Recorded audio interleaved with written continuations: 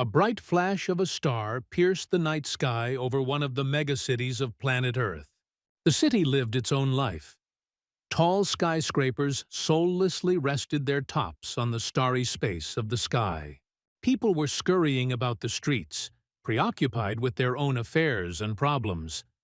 Suddenly, a shrill, frightened female scream was heard over the city. A cute black-haired guy, sleepily rubbing his eyes, got out of bed, not understanding what the noise was and what was happening. But the scream was coming from somewhere very close. It was coming from a woman in the same room. Now she wasn't just screaming, she was asking who he was. The guy finally woke up and saw an angry and at the same time frightened girl wrapped in a sheet in the other corner of the bed. She hugged herself and angrily demanded who the hell he was, what he wanted, and what he was doing in her room. What's more, in her bed. The guy blinked his eyes in confusion, not understanding at all what kind of situation this was. Fragments of memories flashed through my head. There he is, somewhere in the vastness of the universe. Bright flashes of explosions. The pale monster bears its vampire fangs. A terrifying monster, resembling a devil, throws blue lightning bolts from its eyes. It seems he fought with the third overlord. And what happened next? A sharp pain limped through his brain. The guy grimaced and grabbed his head. The next flashbacks flashed before his eyes like an old movie. Two people in black masks ordering him to get out. They won't let a freak bastard become part of the family. One of them leans over the boy and asks why Roy thinks he has the right to bear the name Thorne. He himself lies on the floor, exhausted and beaten. The masked men continue to dig at his defenseless, mutilated body with their feet and threaten to kill him. The boy gradually restored in his memory the picture that preceded his awakening. He himself, it seems, was reborn in the body of an earthly man. The girl turned out to be not so defenseless. Seeing that the stranger was confused and not going to attack, she grabbed a pillow and threw it at his head. Direct hit. The guy lost his balance and fell out of bed on end. The girl was beside herself with rage. Her expressive blue eyes were flashing lightning. It was her first time. How was the guy going to atone for his guilt? From the outside, it looked pretty funny. The girl, like a formidable Amazon, sat majestically on the bed, and on the other side lay a helpless guy upside down. An incomprehensible noise made both of them fall silent and turn in the direction from which it came. Several pairs of feet were stomping loudly down the hallway. Someone was urging them to move faster. All these men were chasing a sensation. Someone wanted to take a photo of the bastard sleeping with the first beauty lily. Another wanted to tell the owner that there was another man with his girlfriend. The girl immediately assessed the situation. Things were bad. If anyone found out, the company would suffer. And her fiancé, Richard Maine, would kill her. The guy also realized what was happening. They were here together for a reason. It was a trap. The real owner of the boy's body probably doesn't know this girl. Roy didn't have his memories. He and Lily were drugged with something and thrown here to get rid of both. But who could wish Roy's death? The big guys were talking behind the door. Thanks to Mr. Steven, they got an exclusive tip. And now they will have interesting material that will help them advance up the career ladder. Roy heard the last name. He remembered being pushed into a room and thrown face down on the floor in front of a tall, strong man with neatly combed-up blonde hair. He watched with a sly smile as the boy was being bullied. The husband rose from his chair, came closer, and, looking at the boy, wondered out loud what the old man saw in him. Roy raised his face to the man with an effort, trying to understand what he was talking about. He ordered me not to hatch, and called me a freak. It was Steven Thorne. Now, standing half-naked in the middle of a strange room and next to a strange girl, Roy clearly understood that it was Steven Thorne who had set this trap. The guy began to be engulfed in flames. The first of its tongues stretched across the room, covering things and objects. Fire swept through a potted plant on a table in the middle of the room. At first he seemed to want to swallow it, but then he changed his mind and reached towards the open window. He crawled out. He was also visible from the street. The flames then began to engulf nearby buildings and spread through the city streets. Passers-by looked up in confusion, trying to understand what was happening. The flames danced in the flower beds on both sides of the road. They even drove the rats out of their usual hiding places in the garbage bins. Then, dancing, he rose high above the city and gradually moved into the forest thicket. There, on the lawn, the tongues began to wind like a thread on a ball, forming at first incomprehensible and then increasingly clear outlines of a human figure. A moment later, Roy stood in the middle of the forest, still in the arms of the fire. The guy raised his head to the sky and laughed a terrible, devilish laugh. At the same time, flames poured from his eyes, engulfed his handsome face, and embraced his athletic figure. The guy laughed for a long time, and this laughter rolled like a terrible wave through the dark night forest, and then suddenly stopped. Roy repeated the name thoughtfully. Steve Thorne. And then he resolutely moved with a quick, confident gait towards the city. Here and there, the last sparks of the recent flame were still running through it. At the same time, the door to the girl's room suddenly swung open from a blow from one of the young men. She screamed desperately that she was being killed. The men stopped in the middle of the room, looking around in confusion. Miss Lily was sitting on the bed, wrapped in a blanket. There was no one else there. Only a few drops of fire were trembling near the window. However, no one paid attention to them, except for the girl. She jumped up in fright. After all, only here was... What about the plant? Was it really that dry? The night continued. The moonlight flooded the sleepy buildings. But not everyone in the city was resting. There were two people standing near the car. One of them lit a cigarette and looked up at the skyscraper. It was Stephen Thorne. Tomorrow he expected racy photos of Roy with Richard Maine's girlfriend to be splashed across the front pages of every tabloid. Would the old man be able to save the boy this time? The young man standing next to him looked at Steve with admiration. To get Roy drunk and arrange for all the work to be done by other people's hands. What a brain this Mr. Steve has. What a clever man he is. The phone rang. The guy told the owner that the call was from reporter Mike. Steve waved him off, letting the guy do the talking. But let him send a couple of photos. I really wanted to see the face of that son of a bitch, caught red-handed. The young man answered the call, but what he heard made him feel hot. Sweat broke out on his face and ran down his shirt collar. Steve asked with displeasure what the problem was. The guy, locking himself in, said that only Lily Lan was in the room, and Roy Thorne was not there. Steve frowned. This is impossible. He abruptly snatched the phone from the guy's hands and screamed into the receiver that this was all nonsense. Roy couldn't have been there. He personally locked those two in the room. The reporter made excuses, but stood his ground. The room was turned upside down. The guy wasn't there. Suddenly, Steve fell silent. The street lamp illuminated the Roy he hated. He stood in a deliberately casual pose and listened to the conversation. Then, lazily drawing out his words, he said that he knew whose handiwork this was. Of course, Stephen Thorne, the heir of the Thorne family. Steve's assistant rushed to the owner, but he barked that he could handle it himself. The guy stopped, mentally cursing the reporters, because they were the ones who let Roy escape. Steve was worried about something else. The head of the Thorne family was going to put this son of a bitch in his place. But it won't happen. Never. This trash won't run the empire instead of the old man. If he managed to escape the trap, then Stephen himself will now figure it out. He will simply take and chop him into pieces with his own hands. He pulled a knife out from under his jacket and rushed at the guy.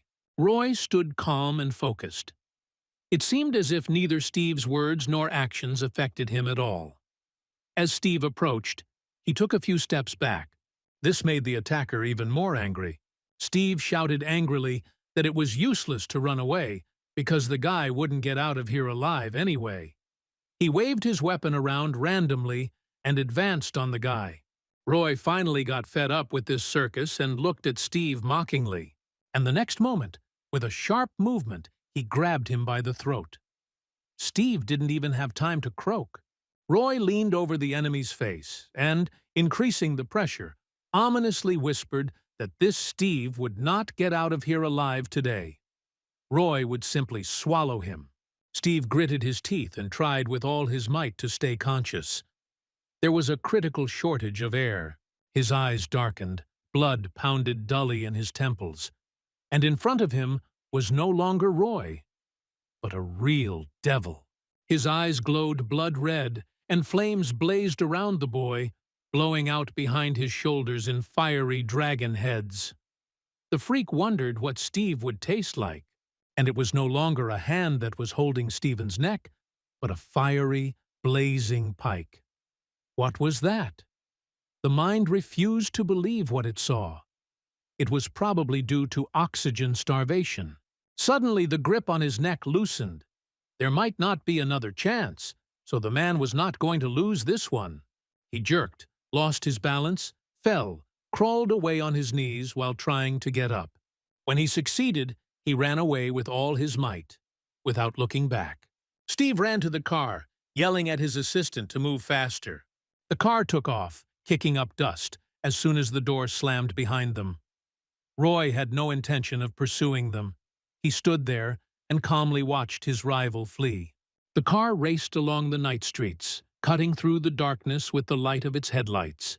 It was safe here, but Steve couldn't stop his hands from shaking yet. He was furious and thought that next time he would deal with the impudent imposter.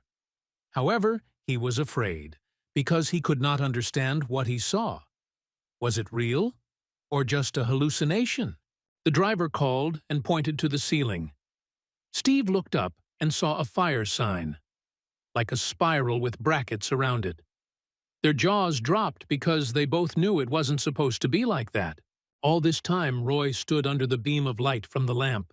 In his hand, he held exactly the same sign as the one in the car. The sign was glowing and shimmering red.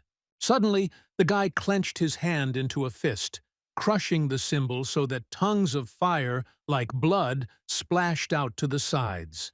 Stephen Thorne realized that the sign had appeared for a reason.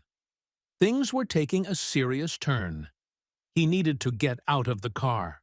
While the driver was trying to pull over to the side of the road, slowing down, the fire engulfed the interior of the car. A moment later, the car flew into the air and exploded. Stephen lay face up in the middle of the road, with car wreckage raining down around him. The husband was living out his last minutes. He opened his eyes with great effort, looked at the sky for the last time, and said that this son of a bitch was not a man, but a real devil. That was his last opinion. And then came darkness.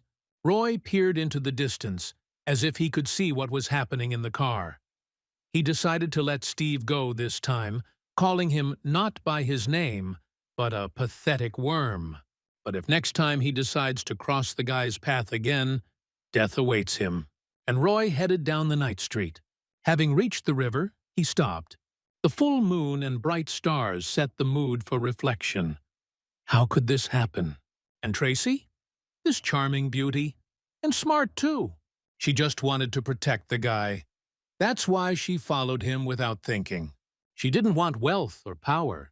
She just wanted to be with Roy. Where is she now? Lost somewhere between worlds? A devilish monster separated them. Roy screamed and searched for her, but in vain. And then he was reborn. And now he is in another world, not even guessing whether she is still alive. But Tracy couldn't just die. This daring girl managed to defeat the third empress of the starry sky. Therefore, she should have survived other troubles as well. With these optimistic thoughts, Roy waded into the water up to his knees. Let Tracy wait. Her older brother, the demon emperor, would definitely return. The wet flames flowed from the boy into the river until the boy disappeared. Only red ribbons of fire floated downstream. In the thickness of the water, the ribbons of flame began to unwind and transform. Roy, having formed into the body of an earthly youth, decided that although human bodies were weak, they could be useful. Their vital energy is great taste. He will take all this energy for himself. Taking the form of an embryo and releasing fiery pikes, he began to savor it. At the same time, all the fish in the river floated upside down. During the day, an elderly man is fishing on the same river. Behind him stands a strong guy in glasses, and a little further away is a guard of several broad-shouldered young men. A girl is sitting nearby. She is bored. She reproaches the old man for not having time to recover before he went fishing. This is what the family was afraid of. The old man, laughing, replies that he feels quite cheerful and full of strength, and that he is in excellent health. The guard assures the girl that there is no reason to worry. After all, her grandfather once headed a special forces strike force, and he is still going strong. The girl, whose name is Gina, sighs thoughtfully and agrees. Indeed, why worry? Grandpa is a former military leader. Uncle Nick is simply irresistible in hand-to-hand combat. Who would dare to approach when these two can easily take down 20 to 30 people with their bare hands? Suddenly, the float started to shake. "It's biting!" The old man shouted joyfully and excitedly pulled the fishing rod towards himself, hooking the prey. The rod bent dangerously into an arc. The line stretched taut like a string, but nothing emerged from the water. The catch seemed to be of a large size. The old man jumped to his feet and, hoping for a rich catch, began to pull with all his might. He was not going to let his catch go just like that. With all his might, the man pulled the rod. Suddenly, something incredibly huge dropped from the water, shot up into the air, and landed nearby. All three froze with their eyes wide and their mouths open in surprise. It was, my God, it was a guy. And not a drowned man, he was even quite alive. He was sitting in the middle of the embankment and holding his head in his hands, which he had hit the pavement with when he landed. The old man and his entire retinue rushed towards him, but halfway there, the head guard, Nick, shielded them with his body and ordered them to be careful. It could be an enemy. He sent 3 fighters to reconnoiter. The old hand gesture tried to stop them. However, it didn't work. The guy turned his head and briefly glanced at the attackers. A moment later, a powerful explosion scattered them like rag dolls. Roy grabbed one of them by the throat. He looked into her husband's eyes and sternly asked why they had attacked and who they were. The head guard, Nick, froze in shock. How did this guy manage to defeat all the guards? It was impossible. He jumped up and rushed forward. The old man and the girl hiding behind him tried to stop Nick, but it was impossible. He had already seen the last of his team lying motionless on the ground. Nick had no intention of giving this to a stranger. He picked up speed and jumped with furious force and kicked the enemy in the face.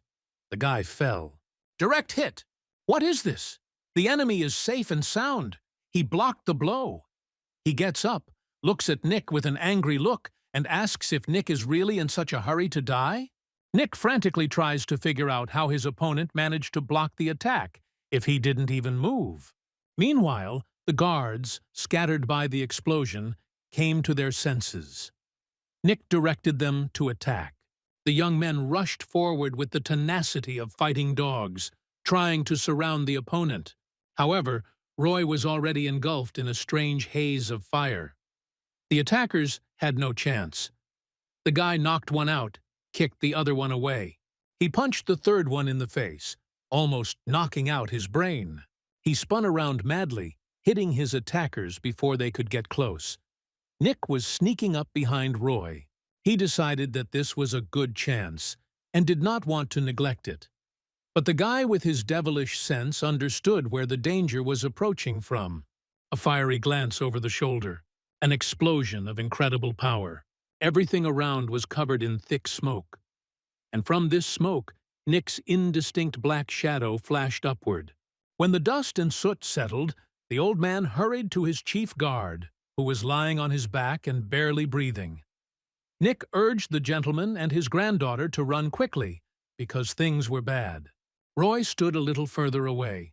It seemed that his arm was broken. Or rather, not his, but the guy whose body he was using. Perhaps in this world one should not get excited, but gradually accumulate strength. Roy voiced a complaint that his clothes were damaged, so he wants compensation. This left the old gentleman stunned. Was the guy really not here for revenge? But he quickly realized that he needed to befriend the man who had blocked Nick's blow with one touch. This could benefit the Bai family. So the old man, smiling sincerely, handed the stranger a card with money and apologized for ruining his clothes. He asked the guy's name and if they could be friends. Roy replied that his last name was Thorne, but he was puzzled by the phrase, "become friends." He did not understand what exactly was meant. And also, looking at the old man, Roy realized that his time was running out, and the end was already near. He said it like that. Like, the old man is still strong and full of energy, but his death is near. All three froze at the guy's brazen statement. Nick was the first to recover. He started forward, but the old man stopped him with an imperious gesture. Roy turned his back on them and walked away. The woman couldn't stand it. She raised her eyebrows angrily and then screamed that he was crazy. He has no right to talk such nonsense about her family. Then she stamped her foot and shouted into the guy's back that everything would be fine with them. Roy narrowed his eyes. Without stopping, he said on the go that it was his job to warn. And if they want to believe, let them believe. If they don't want to, no need. The old man analyzed. When the boy approached him, it seemed as if he could kill with one touch, as if it were an ancient creature. Was it a vision or the truth? Nick had no doubt. The boss's intuition had never raised before. But was it possible that this guy was so dangerous? The old man replied that it was real, and asked if Nick remembered the legend of the great pilot who disappeared many years ago. Nick asked doubtfully if they could be compared. The dialogue was interrupted by Gina. She stood a little further away and called her grandfather to come quickly. The girl showed the fish in the river, and she was dead. Gina didn't understand what had happened, but she felt that it was connected to the guy. After all, he himself appeared from this river. Nick peered into the water and couldn't believe his eyes. The old man looked up. The sky was gray and unfriendly. He thought that his life would be like that too. What if this guy really does have godlike powers? Was he telling the truth about the end being near? Gina perked up. She would definitely find the guy and ask him about everything in detail. Roy walked through the city, approaching the multi-story neoclassical academy building. All the way he caught sidelong glances from passers-by. Some looked at him openly, some glanced furtively, and there were those who chuckled. Roy thought that the previous owner of this body was not on the best terms with people. But it does not matter. In this body, although it was very weak, he could calmly explore the area and observe life and order. Suddenly, someone loudly asked behind his back if this was the guy who had managed to have fun with the city's most beautiful woman. And why did he decide to go out into the world? The guy stopped and turned around. A young man was looking at him mockingly and impudently, with his hands stuffed in his pockets. A girl was holding his arm, Arthur Breeze and Amanda Travers. Amanda was once Roy Thorne's girlfriend, until she met Arthur. Roy loved this girl very much, and separation from her almost killed him. Arthur was teasing Roy. Wasn't it a shame when everyone found out he was illegitimate? But Roy was a celebrity now. Both the Thornes and the Maines were looking for him. The guy didn't pay attention. He calmly listened to all the nastiness and then said that if Arthur had nothing more to say, he would leave. And, without waiting for an answer or new barbs, he turned around and left, proudly straightening his shoulders. Arthur gritted his teeth in anger, his hands clenched into fists.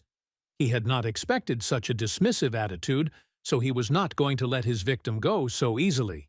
He grabbed Roy's shoulder with one hand and yanked him toward himself.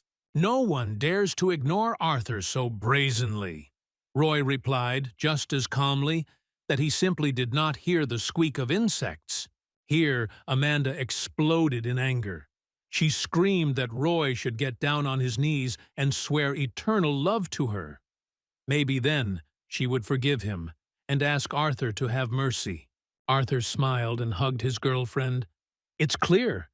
This guy hates him because his girlfriend is with Arthur now. And Roy isn't even worth her little finger because he's a bastard. Memories of the body's former owner flashed through Roy's mind. Amanda ignoring him, Amanda scolding him, Amanda reproaches him. All the time, Roy was not what Amanda wanted.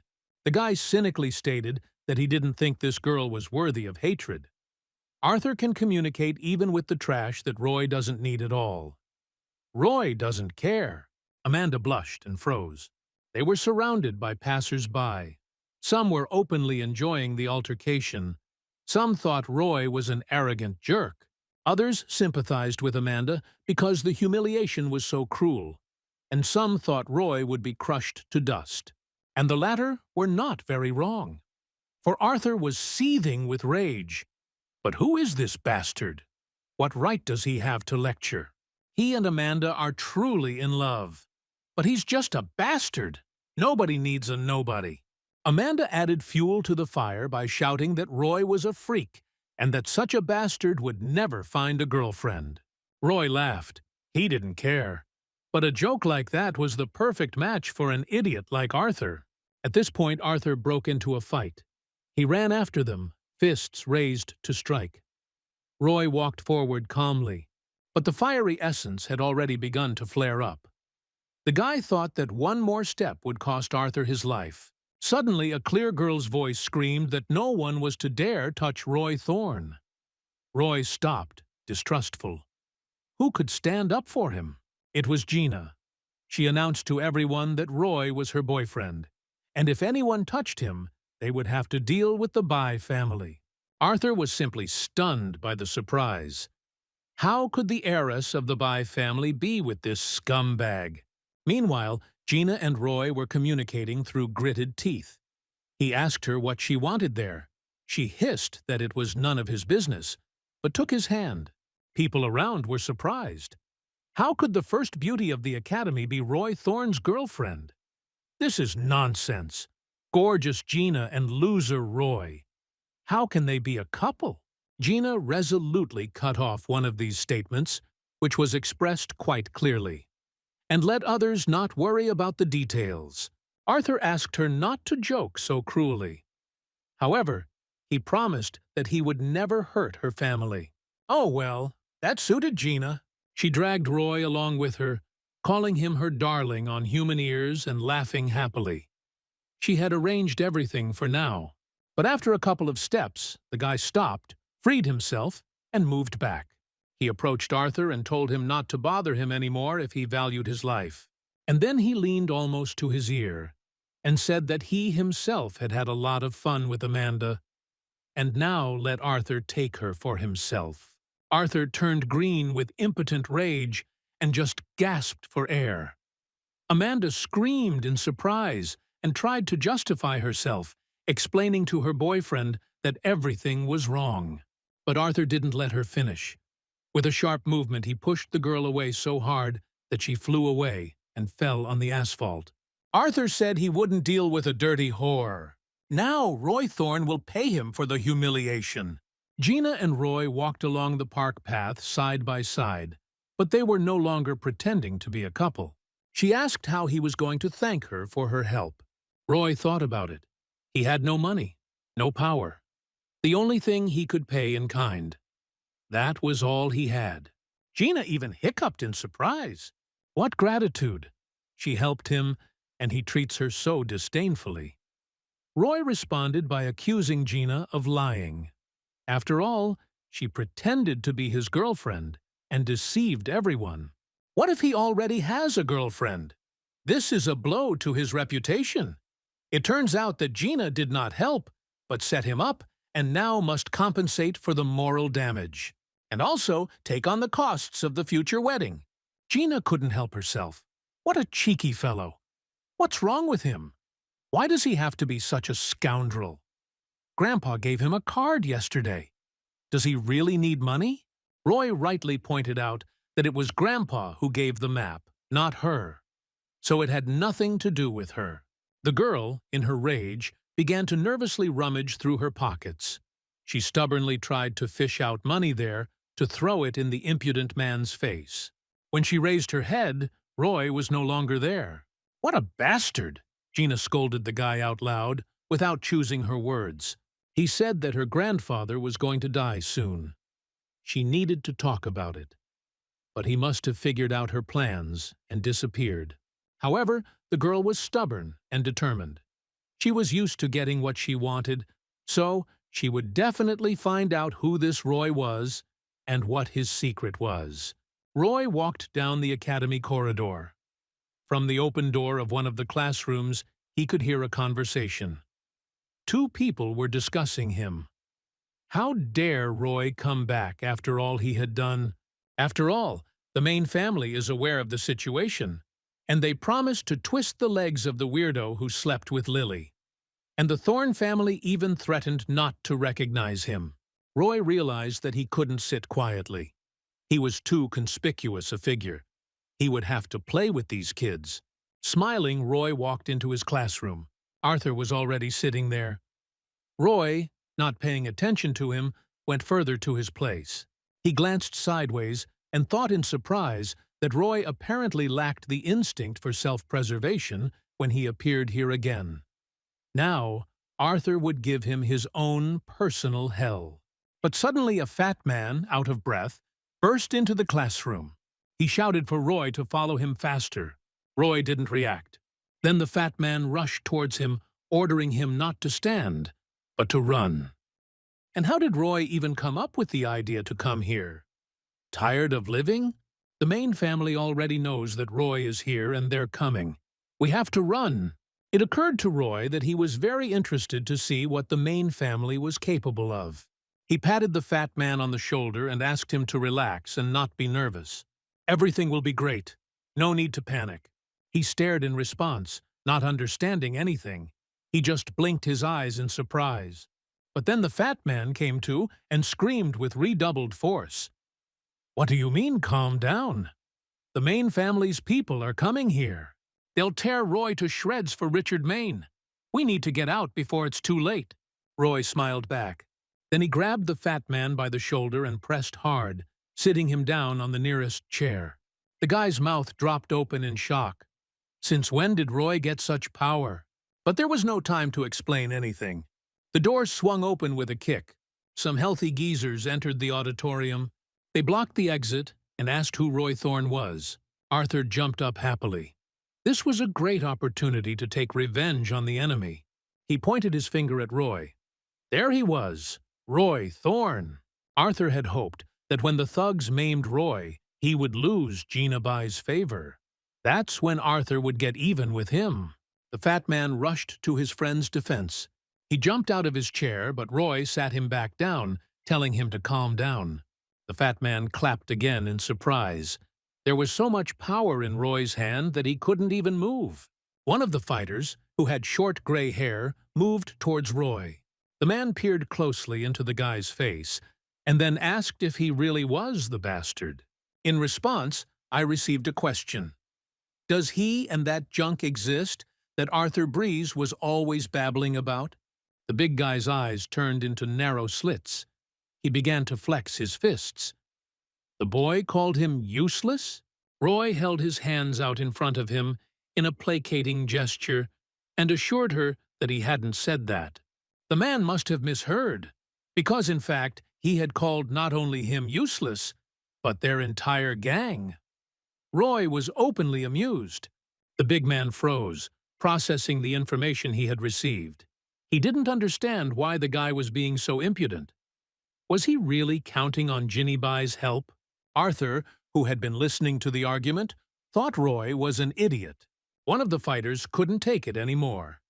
He suggested cutting off the young man's ears so that he would finally understand the seriousness of the matter. The gray man spoke.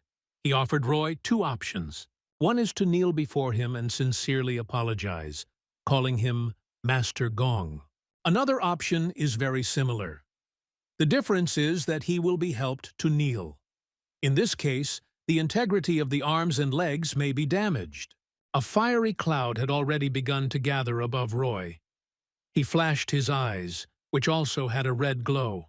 Sadoy tried to understand what was happening. He even wanted to ask about it out loud.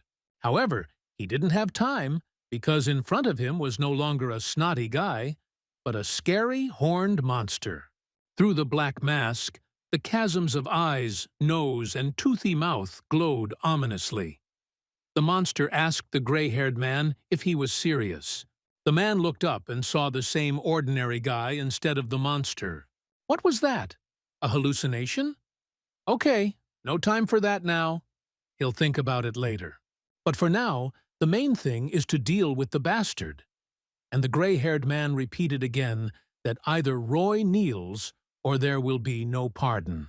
The guy laughed in response. Then he walked past the fighters freely and demonstratively calmly, which surprised the attackers. They did not understand the guy's self-confidence. Roy sat down on the table.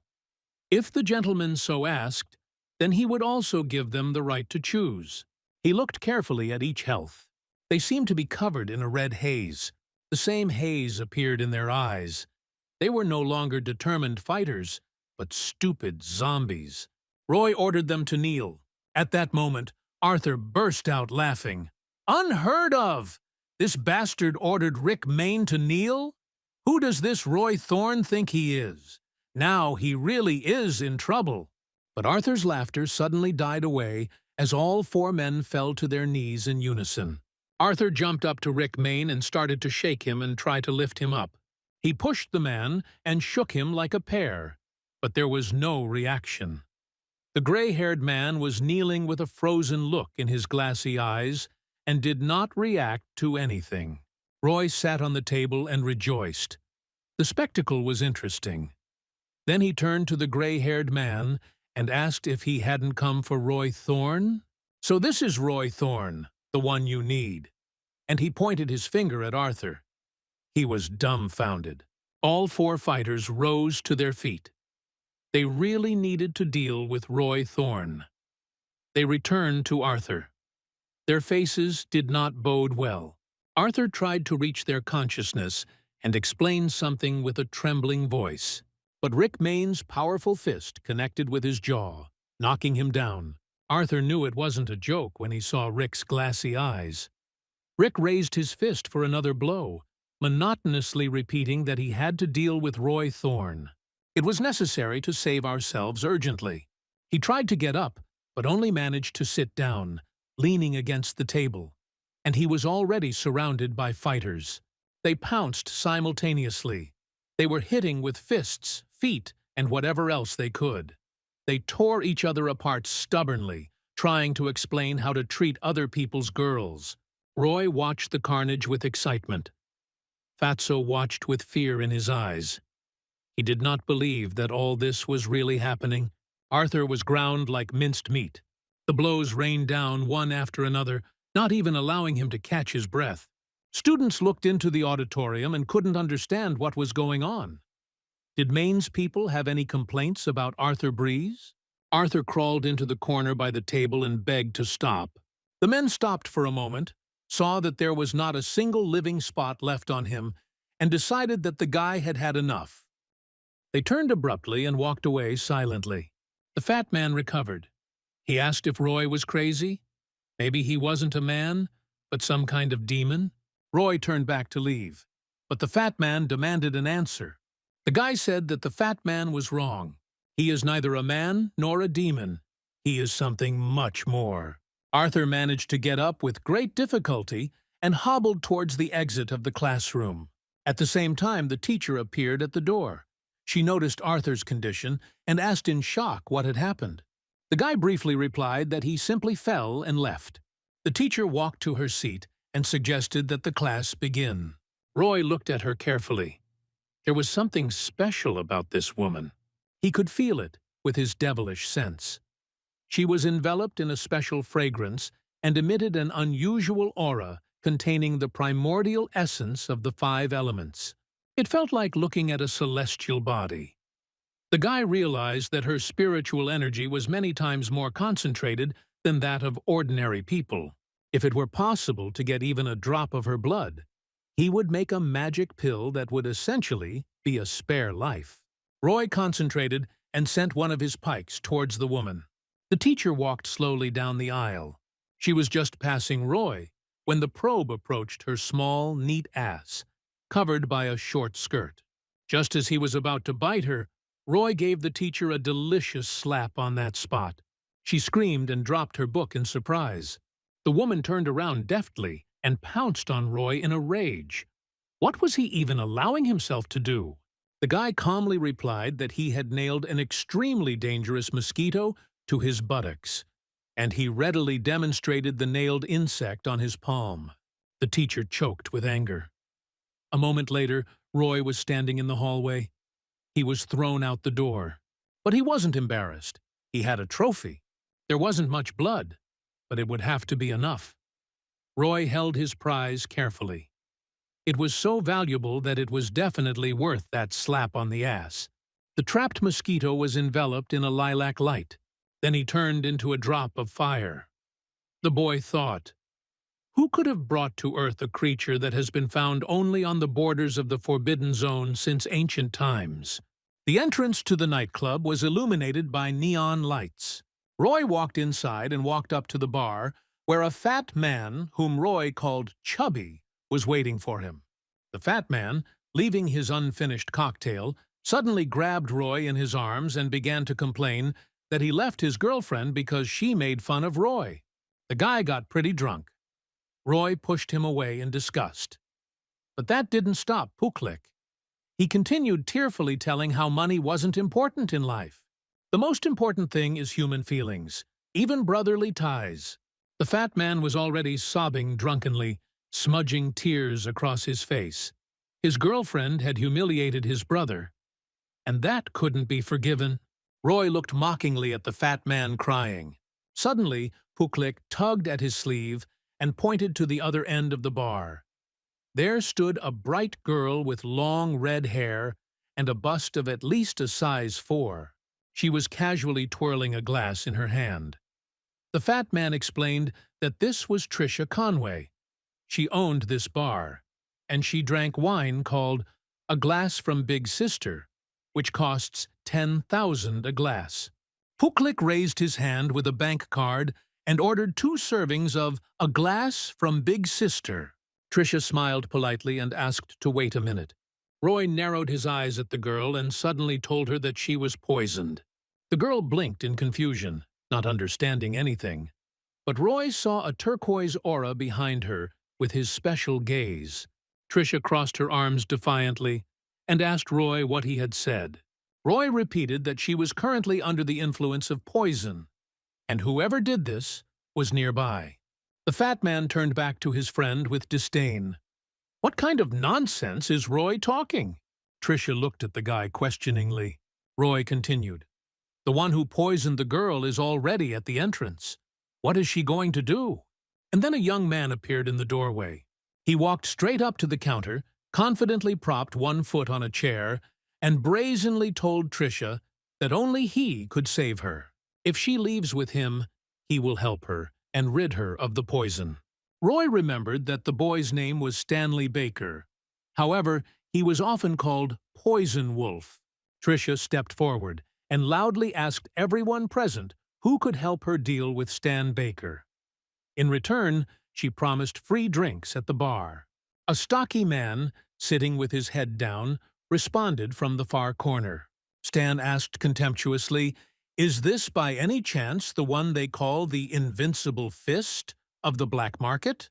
The man, Cody Anderson, was indeed called the Invincible Fist. Stan advised him to keep his head down. But Cody had already risen from the bench and was standing in front of the young man. Smiling, he told him not to talk nonsense, but to just die. And he began to flex his giant fists. An unearthly glow flashed in Stan's eyes, then a stream of fire shot behind Coda. He, not noticing anything, swung and aimed at the cheeky youth's jaw. But the fist hit an invisible barrier. Anderson was spun around and thrown in the other direction. Stanley had the same turquoise aura that Trish had around him, fluttering and writhing. He had boldly declared that Cody had only been winning because he hadn't dated Stan. But he was going to fix that now. Stan put his hand far behind his head, and then, with furious momentum, he struck his opponent in the back. The giant spat out a clot of blood and flew forward, not even having time to put his hands out to soften his fall. A moment later, he was lying down and only groaning dully. Stanley placed one foot on Coda as if she were a hunting trophy and asked happily if anyone else would dare to try to help Miss Conway. Everyone around was quiet. Considering what had just happened, there were no more daredevils. Tricia leaned against the bar in despair at Roy and the fat man's. She was confused and saw that no one wanted to protect her. Stan smiled confidently, feeling like an absolute winner. Deciding to put an effective end to it, he, as if playfully, kicked the helpless Cody with his nose. The body flew into the air and crashed into the fat man so hard that he was pushed into the counter. The chair couldn't withstand the double load and crunched under them. They both fell to the floor. Suddenly Roy spoke up. He asked if Stan knew who he was. Stan was still flickering. He grimaced and replied condescendingly that he had no idea who he was, and he didn't care. Let the guy get out while he was still in one piece. Is that how he treats Roy? Roy's eyes flashed. Stan grinned evilly. This boy is too arrogant. I'll have to teach him a lesson. Stanley began to reach out to Roy, but the boy was wary. He instantly intercepted the attacker and squeezed him so hard that Stan's eyes popped out of his head. My hand literally went numb. He couldn't even move it. This made Stan incredibly angry. What was this brat doing to him? The last one who did this to him? He's been dead for a long time. His hand was free. Stan wanted to give the impudent fellow a punch, but the guy disappeared. He looked around, but did not have time to understand where his opponent had disappeared to. Because I got a good bream from almost nowhere. Roy stood nearby, surrounded by his own devilish red fire, and sent a pulse towards the enemy, knocking him off his feet. The wall slid back to the opposite side of the room. He quickly rose to his knees. His face was covered in blood. His eyes were blazing with hatred. What kind of nonsense was this? How did this young man do this? Why was he so strong? Roy, in the form of a fire demon, moved quickly towards the wall. He saw that danger was near. Without waiting for an attack, he decided to be the first to rush into the attack. Leaning his body forward, Stan rushed towards Roy, aiming to smear him against the wall. However, he crashed into an invisible obstacle. An unknown force turned him around and threw him back like a wave. What the hell is this? I didn't have enough time to figure it out. Roy struck so hard that wall was thrown up a meter and then opened up on the floor. Falling backwards, Stan hit his head hard, almost killing himself with dizziness. Roy, with his hands stuffed in his pockets, casually approached the prostrate enemy and asked if he now remembered who was in front of him. Stan, spitting out blood along with his knocked-out teeth, furiously replied that he should die. Roy burst out laughing. What stubbornness! Then he stamped his foot. A column of fire rose from under the boot. Stan rolled out of the trap and rushed towards Roy. He threw his emerald flame forward. It hit Roy in the chest. The guy staggered but stayed on his feet. Stan laughed excitedly. So this guy is not so invincible. But then Roy, chewing on Stan's aura, said that it tasted quite good. He stared in shock. How could that be possible? Roy shoved his outstretched palm into Stan's face. Everything around was red hot. Then there was an explosion, and the room was filled with thick smoke. When the smoke cleared, there was a huge hole in the wall. Stan was sitting underneath it, breathing heavily. Fatso and Trisha couldn't believe their eyes. They stared in surprise and fear at what was left of the cozy hall. Roy approached his opponent and asked if he wanted to continue the fight. Stan replied that he had had enough. He admitted his defeat. Roy demanded the antidote for Trisha. Stanley dug into his mouth and handed over, "My tooth." The tooth was special. There was an antidote inside it. And only then did Stan get the idea of how this guy knew that it was he who poisoned Trisha. The next moment, 3 people entered the hall. Nick walked ahead with a confident, businesslike gait, his arm in a sling. 2 guards loomed behind him. Roy was confused. What do these people want here? A disfigured Stan rushed towards Nick. Why was his brother here? What happened? Nick, looking at his bloody brother, asked what happened. Stan couldn't get into details, but he said that there was a person who didn't respect them. Stan pointed the finger at Roy and blatantly lied that he threatened their family. So he can't let this happen. Nick only just now noticed Roy. He greeted Mr. Thorne. He grabbed his brother by the forelock and kept him from raising his head. Roy politely asked how his hand was.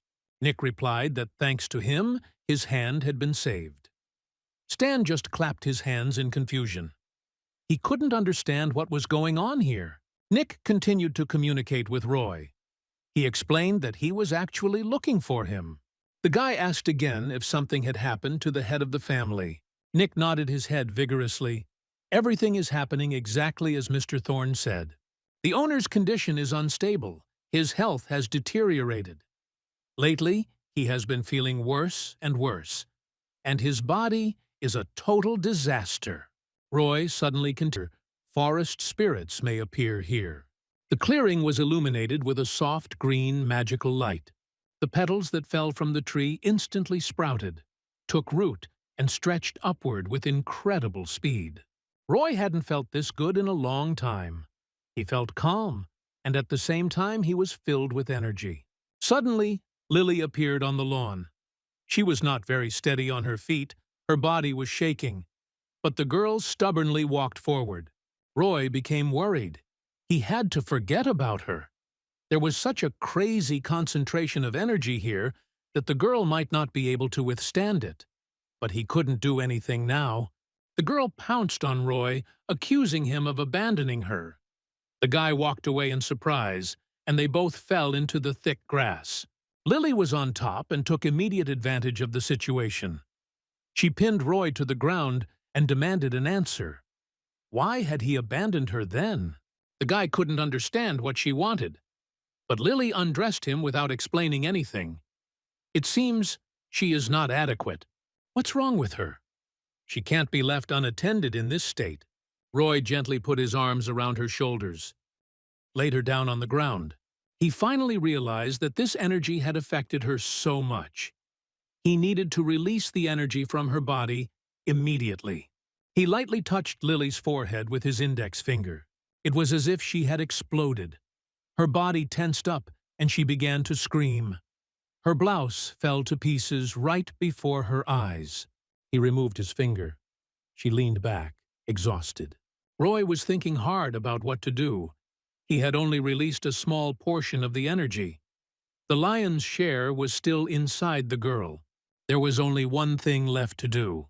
And then Lily, as if reading his thoughts, stretched out her arms, wrapped her arms around his neck, and pressed her trembling body tightly, demanding love. Roy realized that he had no choice and gave in to temptation. Only the ancient tree was a silent witness to their mad night. The morning sky was cloudless and bright. A ray of sunlight, breaking through the dense crowns of the trees, slid across Lily's face. She opened her eyes. Her body ached. The girl suddenly jumped up, not understanding where she was. The surprise was that she was completely naked. And next to her, there he was again! The girl screamed. Is it him? Is it him again? Why is he here? What does he want? Roy rolled his eyes and patiently explained that it really was him, and he had saved her. And could he finally stop yelling? Lily went quiet. A memory flashed through her mind of two men holding her mouth, grabbing her and dragging her into a car. Maybe this guy really was her savior? Okay. She just needed to get dressed, go and forget about everything. She quietly asked him to bring her things. Roy looked upset. It seemed like the girl was just using him. She gave him a surprised look. What was he talking about? But Roy had already gotten up and left. Lily asked, frightened, where he was going. Oh my God, this girl is simply unbearable. And who asked for clothes? Lily was left alone in the grove. She leaned against the tree trunk, closed her eyes and turned her face to the sun's rays. Her mood was unexpectedly good. She felt light and relaxed. Suddenly her head was covered with a shirt. It was Roy who threw her the clothes. What manners! Was it so difficult to just come up and hand them over? But the young man was not in the mood for ceremony. He ordered her to get dressed quickly and get out of here. Lily's good mood vanished. She barked at Roy to turn away. Pulling on her shirt, the woman asked where they were. The guy replied that it was his house. It was located between the city and the village. Lily thought, it's a long way to the city. Maybe Roy can take her away? The guy was confused. The car was there, of course. It was parked in the yard. But he didn't have a driver's license. Lily wondered how the car drove if he didn't have the right to drive it. By himself, or what? Roy ignored the jab and offered to take the wheel, especially since he needed to get to town. Let Lily give him a lift as well. The girl snorted. Who should give whom a ride?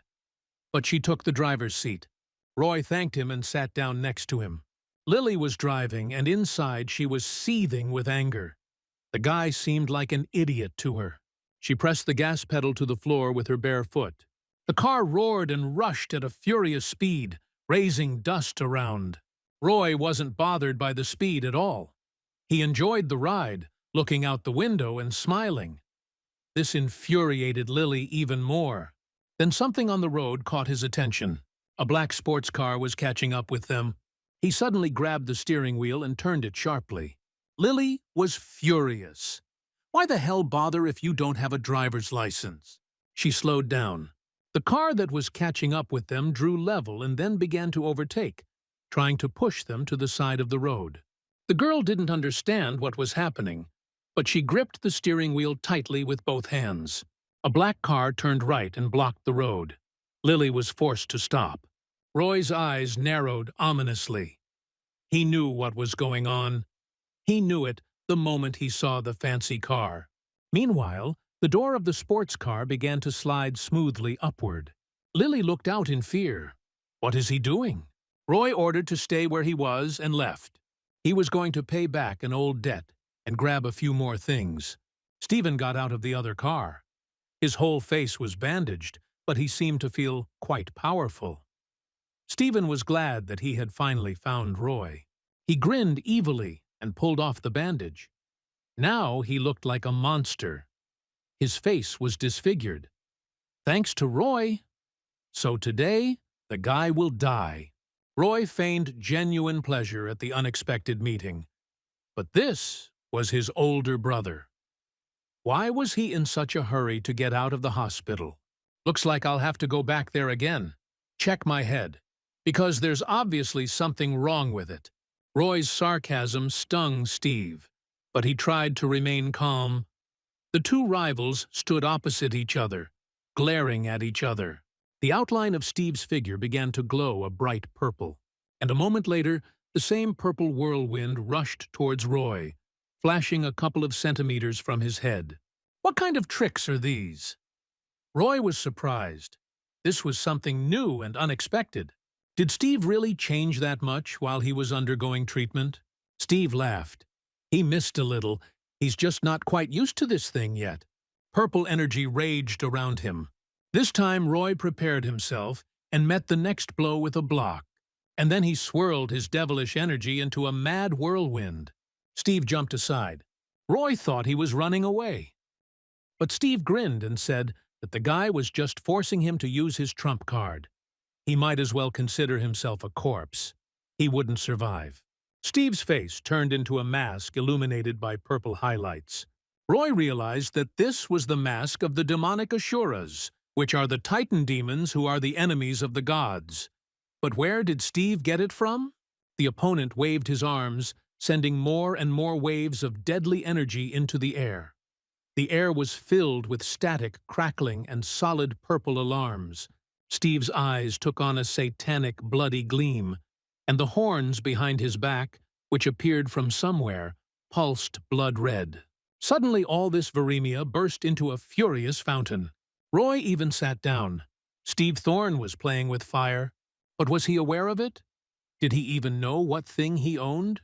Steve replied condescendingly that it didn't matter. All that mattered was that in a moment hell would begin for the boy. He would beg for death. Roy cried out in concern that Steve had one last chance to explain where he got the mask, and then Roy would try to help him. No way! Steve couldn't be convinced. A tornado rose into the air. Its color shimmered from dark purple to soft lilac. The funnel was gaining momentum, accelerating with each passing second. It rose high into the sky, and for a few seconds all that was visible was a small, relentlessly pulsating dot. Roy watched her with concern, and then this point hit the ground with a powerful charge. Roy and Steve found themselves at the epicenter of the explosion. Keeping his energy shield up, Roy thought the mask allowed Steve to use about 20% of the full power of the Azure. Lily climbed out of the car and disappeared behind Steve's car. She watched the fight in amazement. I saw a confrontation between two wild energies, and I didn't believe that it was really happening. Steve loomed over Roy, his arm raised high above his head for the final blow. This damned freak was finally going to end. Roy understood the seriousness of the situation. It was impossible to let the opponent get close, because it was really too dangerous. He took a few steps back. The energy blast was coming closer. Steve noticed the movement and shouted at the demon guy not to even think about running. And with a sharp gesture he threw his hand forward, directing a stream of deadly force straight at the guy. Roy was hit right in the solar plexus and thrown high into the air. Steve's energy flow kept the guy hanging in the air for a moment, and then threw him down with deadly force. Roy screamed. The impact caused the asphalt on the road to rise and turn out into huge chunks. Everything was covered in smoke and dust. Steve raised his hands in triumph and enjoyed his victory. This mask was really cool. His body was filled with unimaginable strength. He really did look like a heavyweight. The muscles on his body bulged and bulged like steel cables. They played under his skin like living creatures, ready to act at any moment. Suddenly, from behind Steve's back, through the thick curtain of smoke and dust, Roy's voice said that it seemed Steve still hadn't figured out what kind of thing he owned. Steven was dumbfounded. He never expected corpses to be able to talk. He saw movement out of the corner of his eye. Roy had appeared. The guy jumped onto the nearest rock and now looked down at his opponent. Asuras are cannon fodder for the lower demons. They are given a mask before battle, so that the Asura cannot escape from the battlefield and to raise his fighting spirit. What Steve doesn't know for sure is that the mask can only be removed in two cases, either when its wearer wins or when he dies. Steve brazenly declared that he had enough time to taunt Roy and win the battle. Roy didn't think so, and he wasn't going to wait. He threw a portion of his energy at Steve. His eyes widened in surprise. Steve hadn't expected that Roy had any strength left after his attack. The impact was strong. Steve was thrown off his feet and slammed into the asphalt, creating another crack in the road. Roy mockingly asked if Steve had been hit too hard, worried that his cool toy might break. Steve hissed fiercely. Damn the runt! How he hated him! Let that hatchling die right now. And he launched his energy charges at the swarm from both hands. Another explosion shook the air. Another followed, and another. But the last ones had a black-red gleam. It was Roy's reflection. There was a veil of smoke everywhere. Almost nothing could be seen. Only multicolored flashes here and there tore through the gray haze with incredible brightness. As Steve sent another projectile forward, he wondered if Roy was dead yet.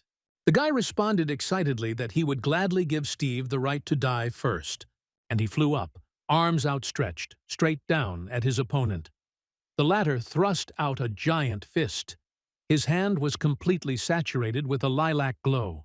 But suddenly the glow faded, and tongues of red-black flame began to envelop the hand. Steve screamed in panic. What did that damn bastard do? What was that? The fire was moving quickly down his arm, reaching his body. Steve screamed and promised to finish Roy off even if it cost him his life.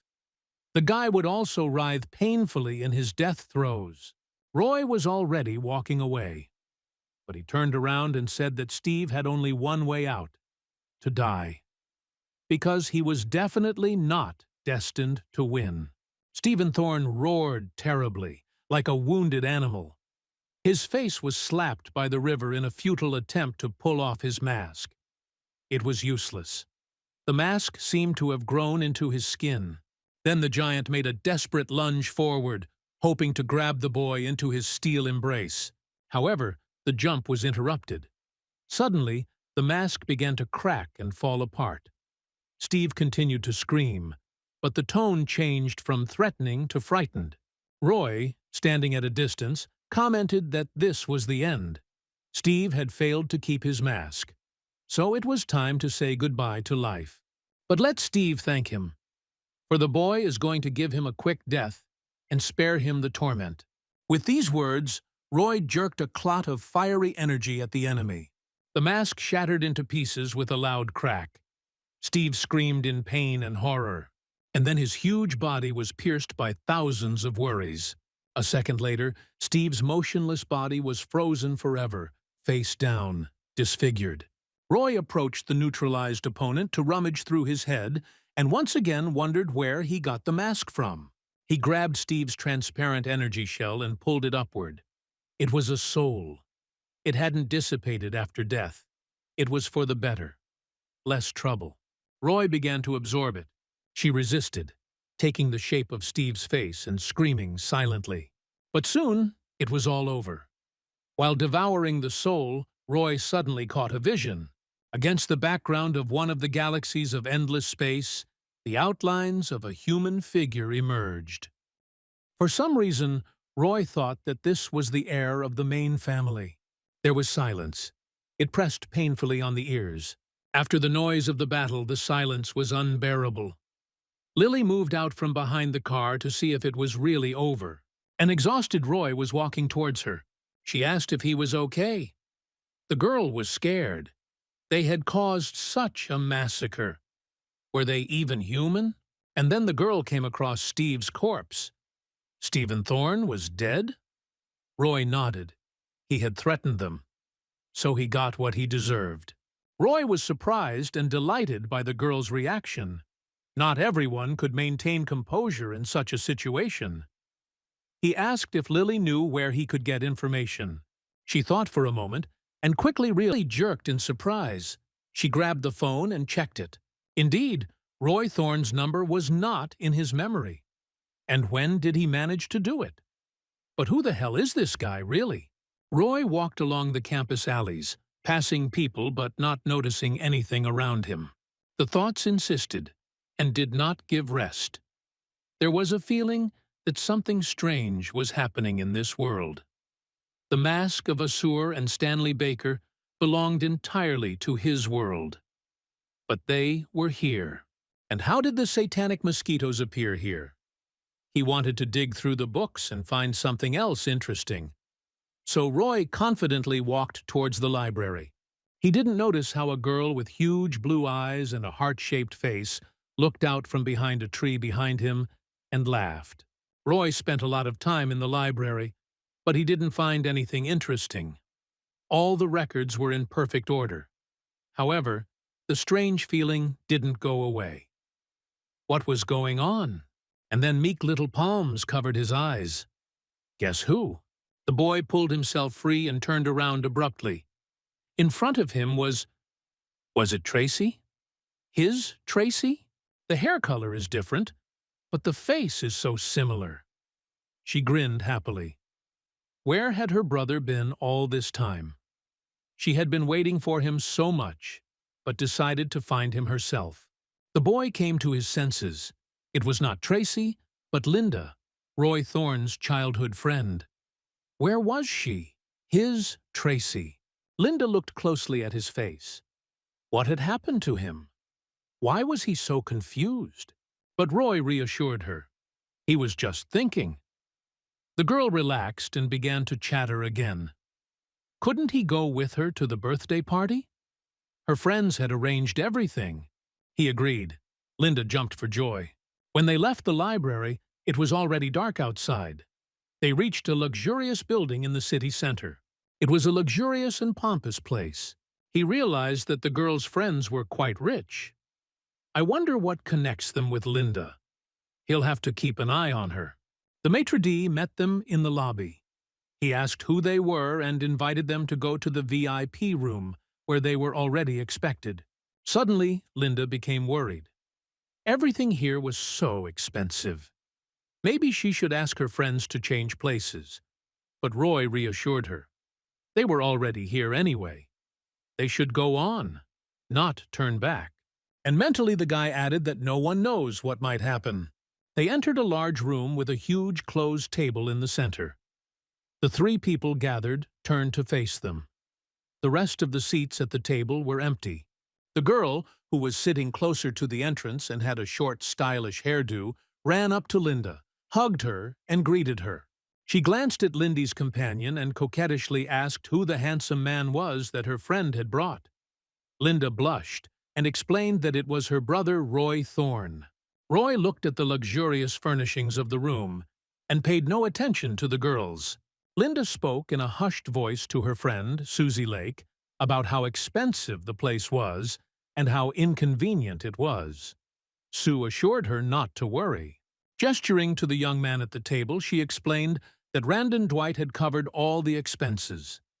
Linda could thank him if she wished.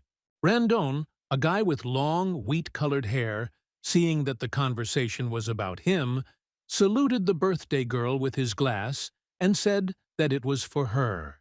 Linda shook her head and waved her hands in panic. No, no, she doesn't drink alcohol. Susie began to persuade her to take at least one sip. Suddenly Roy snatched the glass from Randon's hands and took a swig from it. Then he invited the blonde to come out and talk face to face.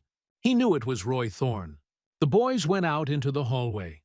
Randon casually leaned his elbows on the windowsill and lazily watched Roy walk back and forth. Finally, Roy came up close to the blonde and asked who had sent him. After all, there was a sleeping pill in the glass. What was he going to do to Linda? Randon held himself confidently. He answered the question with a brazen smile. Doesn't Roy remember who he caused trouble for? But since he showed up himself, he'll definitely die now. Roy bared his teeth. One sip wouldn't hurt him. But if the guy didn't admit who sent him, he probably wouldn't leave here alive. Randon stood at attention in front of Roy and said there was no point in trying to stop him. Master Richard Maine had asked me to tell Roy to wait and be afraid. He wanted to laugh, but an unexpected, incomprehensible movement in the air made him fall silent and become wary. Something flashed past him, slightly ruffling his perfectly styled hair. And the next moment, it turned out to be a huge monster, similar to a predatory cat with radiant, fiery eyes. The monster sat on Roy Thorne's shoulders and looked at Randon. Roy ordered that Maine be told that he would come to him personally as soon as he had some free time. Let Mr. Maine wait a moment. Randon was squatting, covering his ears with his hands and closing his eyes in fear. But Roy insistently asked if he understood everything. The blonde was shaking and sweating. Horror gripped his body so much that he couldn't even nod. let alone answer. Roy grabbed his head with his hand and pressed. The monster opened its mouth. And now Randon must pay for everything, as promised. He nodded affirmatively and promised to pay everything. The boys walked down the hallway. Roy had Randon's shoulder. He ordered them to take him to Richard Maine. After all, it would be impolite to ignore all his attacks. Randon, locking himself, clapped his hands, saying that he didn't know where he lived. He always called for meetings and appointed the place himself. And where did they usually meet before? The blonde answered fearfully that it was at an abandoned factory. Excellent! Roy's pupils flashed blood red. So they're going there? But first, Roy decided to send Linda home. Her family had always been good to him, and he felt obligated. And Linda reminded him a lot of Tracy. Left alone with Randon, the guy told him to drive the car. And he also added affectionately that if he dared to raise his hand against his friends just once, the losses would be much greater than today. Randon unlocked his car. He thought maliciously that today's situation was nothing. Real men could adapt to the situation. But Roy would soon be finished. On the way to the plant, Roy's phone suddenly rang. The number was unknown. The guy accepted the call. Stanley Baker's voice tried to explain that his master was gone. Roy clenched his teeth. What do you mean, gone? But the car had already stopped on the territory of the abandoned factory. They were there. Roy got out of the car. Randon didn't seem to be going anywhere. He thought he would never dare go there, but he was quietly feeling around in his pockets. Roy mockingly showed him his mobile phone and asked if the guy was looking for it. Randon loomed. How could he have stolen his phone?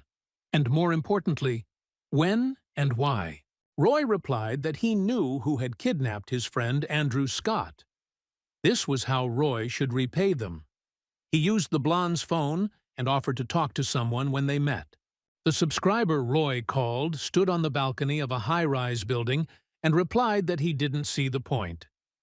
The guy wouldn't live to see the morning anyway. It was Richard Maine. He ended the call without giving Roy a chance to continue the conversation. Roy listened to the end-of-call beeps. Too soon, Maine ended the call. No point.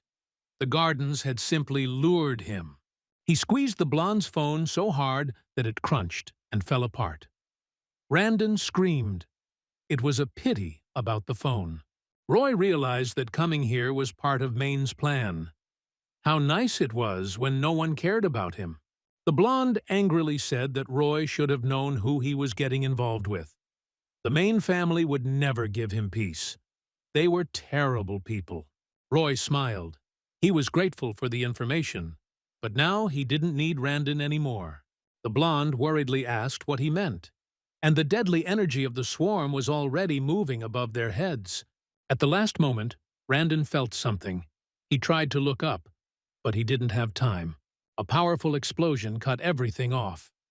Roy said goodbye to the blonde and, whistling, walked away from there. Fat Andrew Scott, nicknamed Chubby, was in an abandoned building. He was tied tightly to a pipe. Rick Maine was torturing him, asking about DeRoy Thorne. After all, the fat friend of that bastard should know. Andrew snorted. They want to kill Roy? Are they suicidal? Are they tired of living? God replied that he was aware of the boy's amazing talents.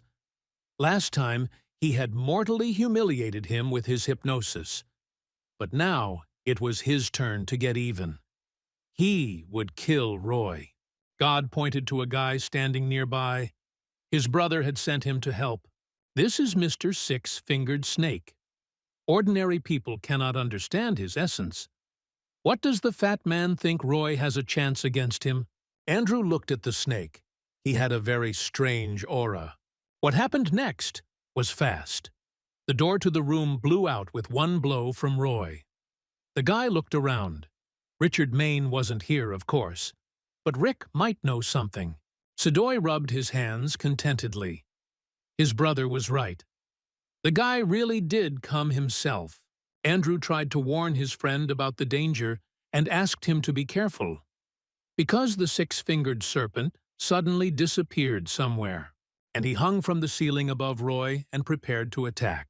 From under the hem of his cloak, a huge snake stretched towards the guy's head, sparkling with mother-of-pearl scales and a poisonous green aura. Roy, noticing the danger, jumped aside at the last moment. The snake drove into the floor with all its might. Roy told him not to bother. He'll explain about the cultivator later. But did he bring just one snake? Six-fingered narrowed his eyes angrily. Did this freak decide to reflect his methods? Roy laughed and thanked her for the idea. Then he threw a huge ball of his red and black energy at her. Six-fingered was not touched. The swarm energy froze around the opponent, not reaching its target, as if it had encountered an invisible barrier. Six-fingered flashed his snake eyes and threw his hands forward. From there, huge vipers grew in place of his palms. He shouted that Roy was now a dead man and ordered the vipers to destroy the enemy. Roy commanded his predator that there was food available. He prepared for the attack. The guy watched the movement of his beast. It's good that a drop of the teacher's blood, when interacting with life energy, showed signs of intelligence and gave birth to a civet. After all, he wouldn't need an assistant. Six-fingered snorted. Just some children's toys. Now we'll see whose beast is cooler. And he ordered his snakes to attack. They obediently rushed forward. The civet jumped too. Six-fingered moved his fingers, directing the actions of his watch, and believed that Roy's life was also in his hands. Roy pointed out sarcastically that this was still a huge question. Six-fingered had very little control over his snakes. He had to stand still to control them. The opponent stared in surprise. Could it be that Roy had no control over his beast? The boy burst out laughing in response. No need to humiliate him to your level. He is completely free. And he attacked Six-fingered. Jump would definitely send him back. Let the guy prepare to die. A giant snake, cutting through the air, flew towards Roy. The guy moved two fingers almost imperceptibly. Two giant blades divided the snake into three parts. Six-fingered spun around on the spot as if scalded. One of his sleeves was torn to shreds. He hissed and cursed. His face was red with pain and rage. Roy was egging his opponent on. Why was he so red? What embarrassed him?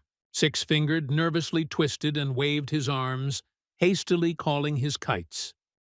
They froze for a moment, then they reached out to the owner. Six-fingered grabbed their heads with his hands. A moment later, the snakes changed color to fiery. They became fiery reptiles, located on both sides of the owner. A red python with one giant eye appeared above them. This was Six-fingered's main trump card. The python opened its toothy mouth and darted forward like a cobra. Roy called his civet. It immediately assumed a waiting position. The python rushed towards Roy, taking him into the focus of its clumsy eye. The guy didn't move and calmly waited for the attack. The next second, an open mouth hung over the guy, and an explosion occurred. Maine, who had been watching the fight the whole time, joyfully shouted that Roy's day had come. The only thing that upset him was that he died too quickly. He didn't let me enjoy his suffering. The python raised its head high. Roy was nowhere to be seen. Suddenly, the reptile's neck began to swell and grow, and then it burst like a balloon, and out popped a large baby head.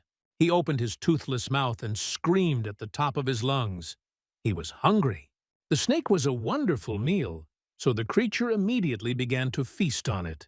Roy emerged from the smoke. He headed towards Six-fingered, who was crying over his dead snake. But suddenly, Roy noticed movement on both sides of him. It was Maine. The guy grinned at him and stared at him with a terrible, devilish look. Hundreds of red pupils were jumping in his eyes. Let Rick just dare to do something to Andrew Scott.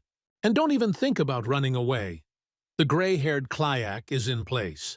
Roy turned to Six-fingers. Had he told him before that he came from hell? Roy grabbed his opponent's hand and asked him not to die too quickly. His scary eyes glowed even brighter. He pulled with all his might.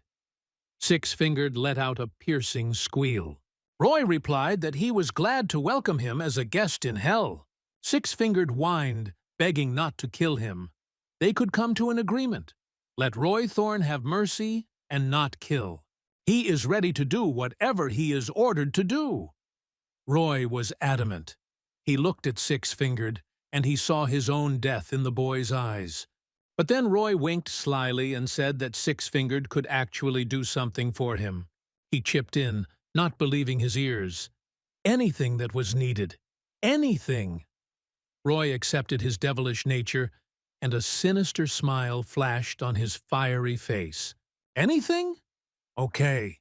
Then Roy wants Six-Fingered to be the bomb. Roy laughed wildly. He was delighted with his brilliant idea. Six-Fingered sweated and trembled. Become what? Roy touched the boy's finger. Lightning pierced him from head to toe. He screamed wildly in pain. His body began to break and twist mercilessly. He did not understand what was happening, tried to resist, and screamed. However, the devilish force inexorably did its job. She continued to twist and squeeze the guy until he turned into a small, compact ball. Roy picked it up and looked at it thoughtfully. What a cool trick. A bomb made of flesh and blood. That's just super. While throwing the ball, just a minute ago the Six-Fingered Snake, Roy glanced sideways at Rick Maine. He was still standing where he had just ordered him to stop. Andrew shouted that Rick could not be allowed to escape, for he would never stop hunting Roy. The guy untied his friend from the ropes with a discreet gesture and asked him to wait and rest. As soon as he dealt with Rick, he would immediately take care of him. He needed to examine the wounds. Sadoy was afraid. He was afraid to move. He was afraid of Roy. He was afraid to die. He offered to negotiate. Roy took him by the chin, turned him towards himself, and looked straight into his eyes. Of course they will agree. Right now, Roy will give a present to his brother. With these words, the boy shoved the living bomb right into the ice hole and made Riku swallow it. God clapped at Roy in fear. What is this? The guy explained that it was just a little surprise. He instantly hypnotized Rick. Now, the gray-haired man blinked with a frozen gaze and repeated the same phrase about a gift for his older brother. Roy ordered him to leave. Chubby Andrew looked at Roy with distrust. Why did they have to let the bandit go? Nothing good can be expected from him. He approached his friend and praised him for holding himself up so well. He sighed helplessly. Nothing special. He just knew that his friend wouldn't betray him, and he would have to save him. Roy placed a reassuring hand on Andrew's shoulder and squeezed it gently. Then he told him to get up and go home. Puklik asked disappointedly about the wounds. Couldn't Roy help him? But then he realized that the wounds were gone. They had all healed instantly. Miracles! How did Roy do it? But Roy was already heading for the exit. Andrew ran after him and bombarded him with questions. How did he heal his wounds? Why did he let Rick go? Was he afraid that the Maines would set a trap again? Roy only joked that he didn't feel it. Richard Maine lived in a modern high-rise building in a prestigious area. God took the elevator up to the right floor and shuffled along the corridor, repeating in a low voice the same phrase about a gift for his older brother. The two maids looked at him with astonishment. They decided that Rick had been having fun with prostitutes all night. That's why he looked so strange. The girls must have been really hard on him. The year paid no attention to anything. He passed one corridor and turned into another, repeating the same thing.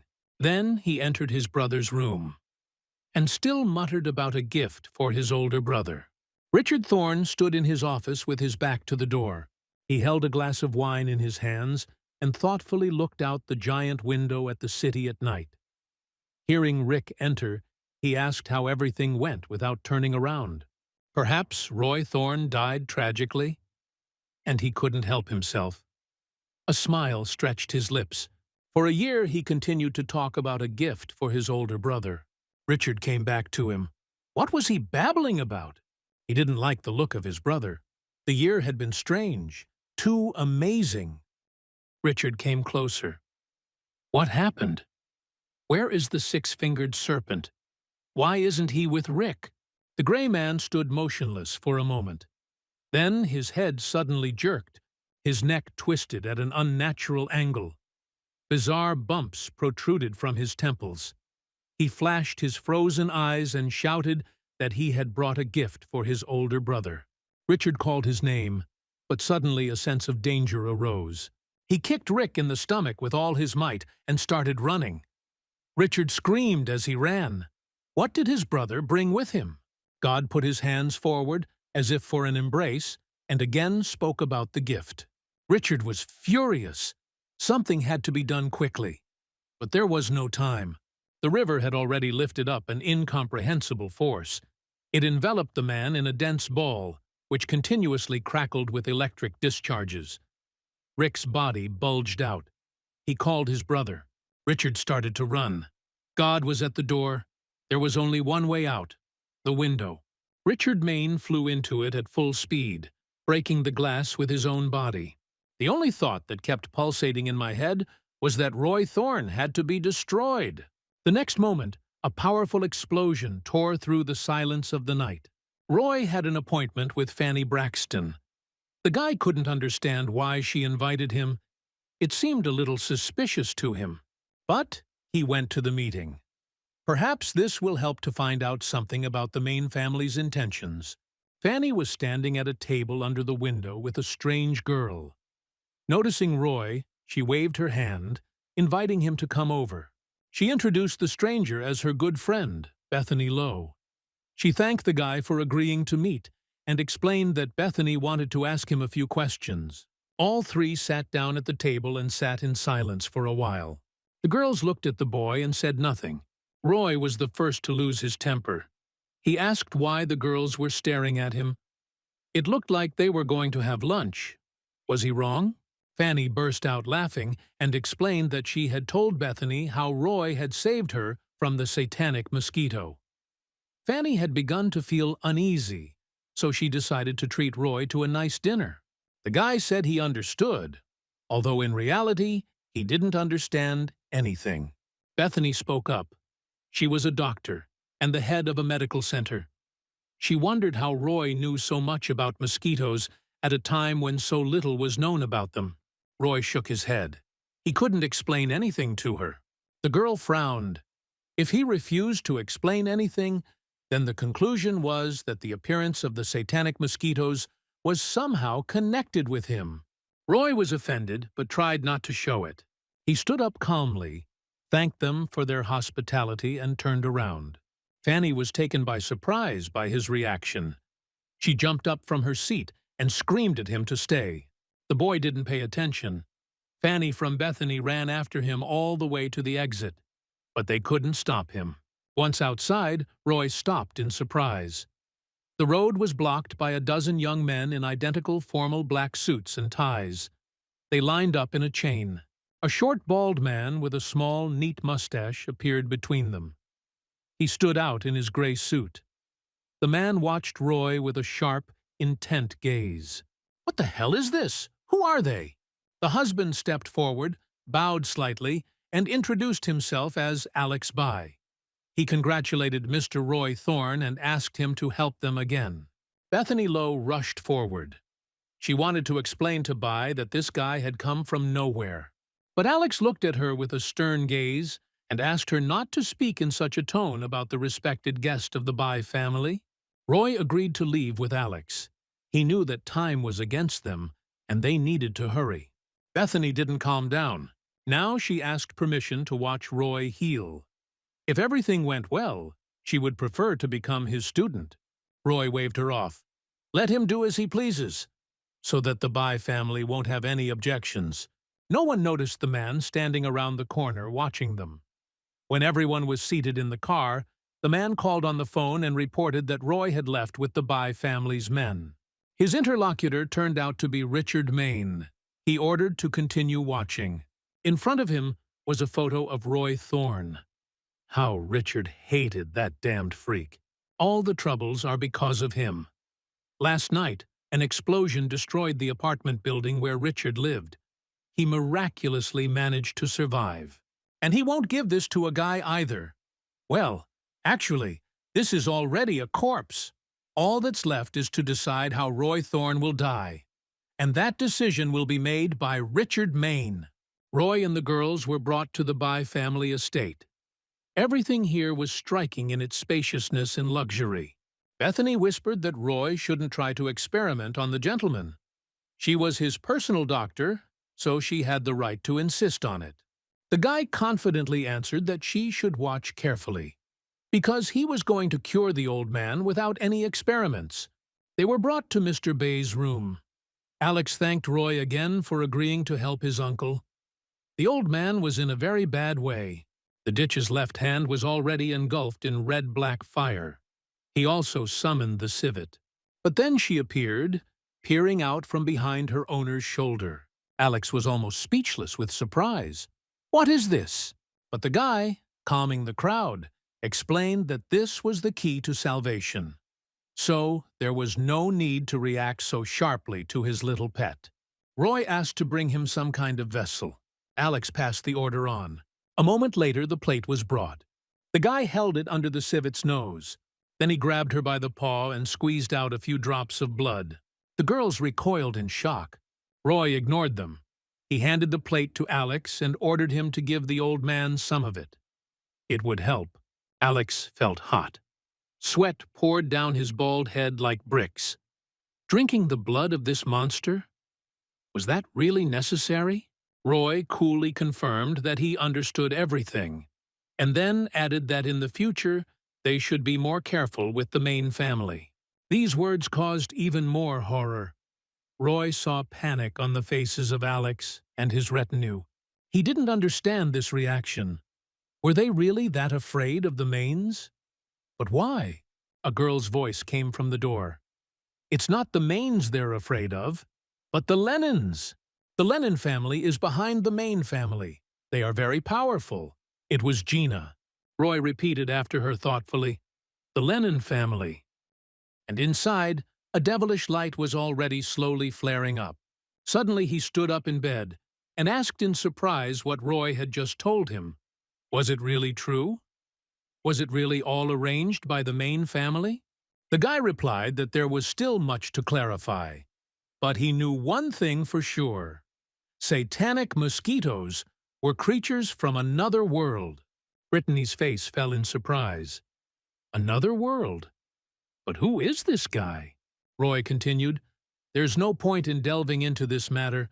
Sooner or later, everything will become clear. It's enough to be on guard. The Maines are crazy, but they won't get into an open conflict. The boy stood by the window.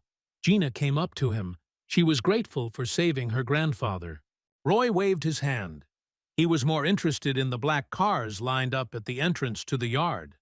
They were definitely not the By families. The girl suggested that they might belong to the Maines.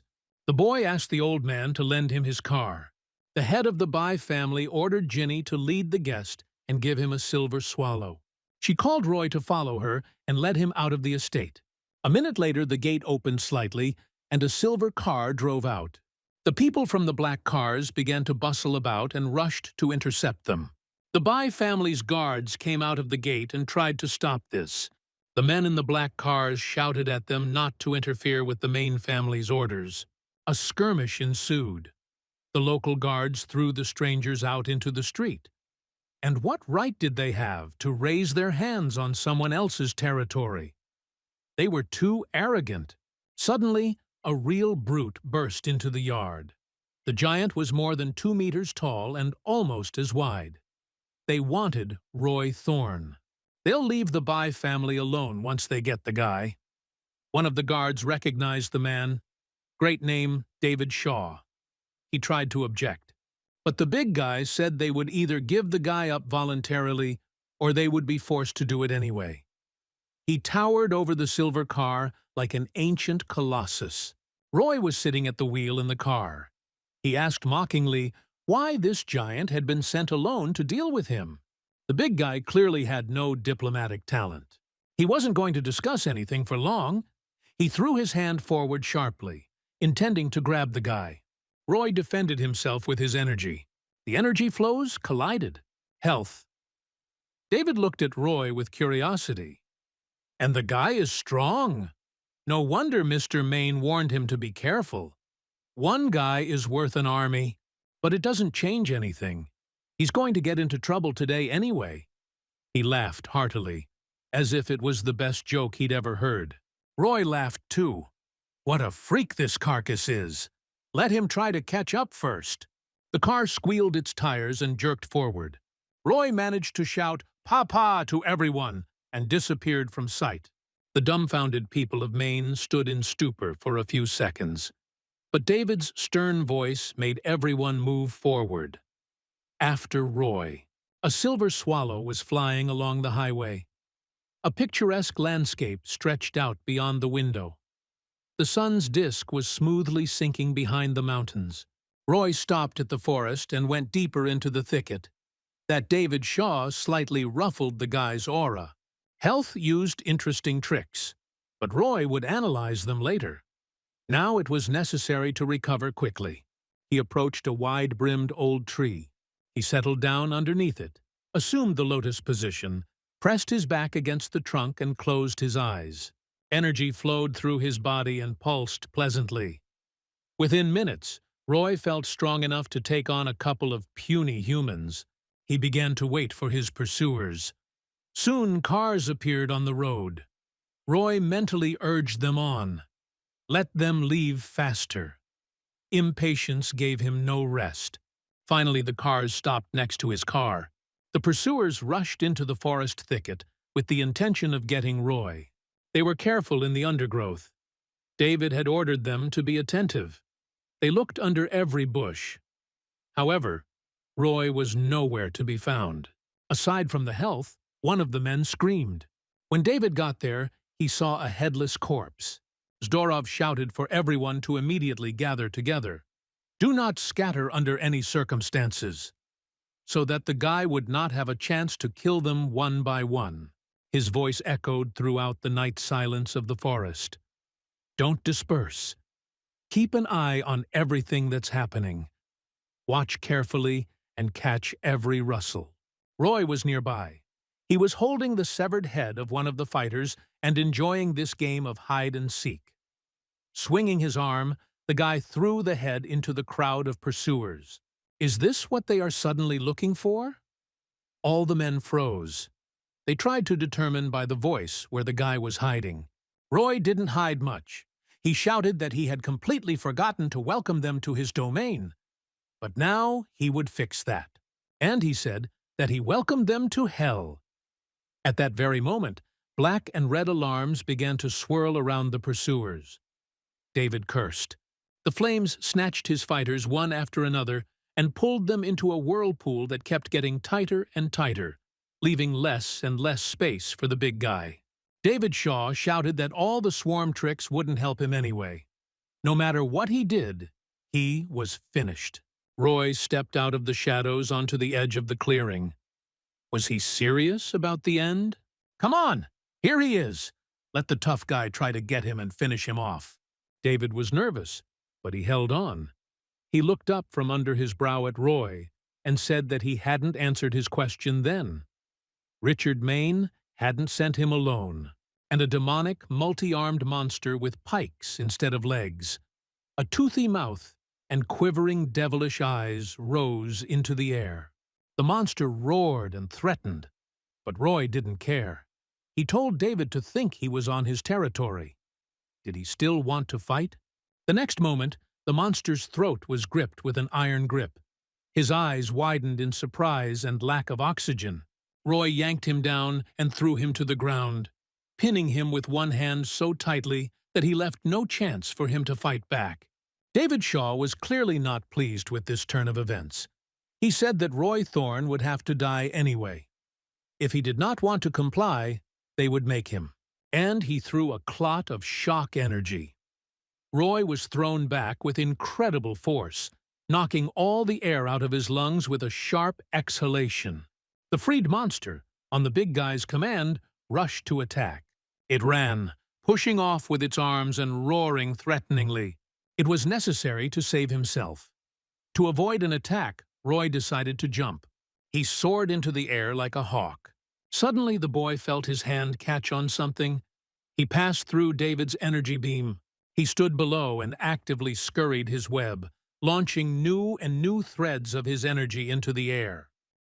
He smiled with great satisfaction. Roy Thorne is a fool. Oh well. Now the bird is in the cage. Roy was tied up in the strong ropes of the monster's arms and legs as it attacked the boy from behind. He resisted and writhed, but the monster's grip was iron.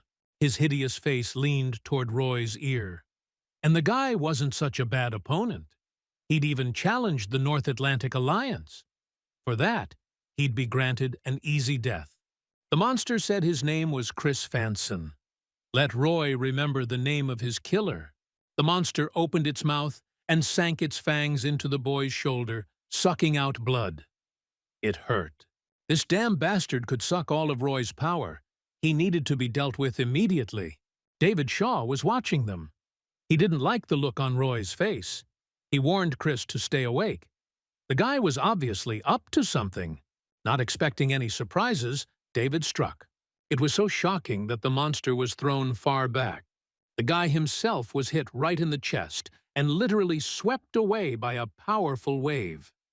His unshakable body landed far beyond the clearing. The two monsters were talking. Chris was complaining that David had killed the guy too quickly. He hadn't even had time to drink his blood. And David was waving him off. They approached Roy's body. There was a hole in the boy's back. It looked like he was completely dead. Chris rubbed his hands together happily. He wanted a new toy. The guy would make a great puppet.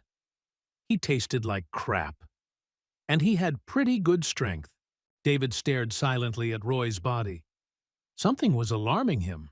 Chris hissed in displeasure. What else did he want? It was obvious that the guy was dead. However, the big guy was in no hurry to draw conclusions. Chris reminded him of something, and Mr. Maine had ordered him to be careful with this guy. He had to be ground to dust to make sure he was finished. David extended his right hand to Roy, which was pulsing with energy.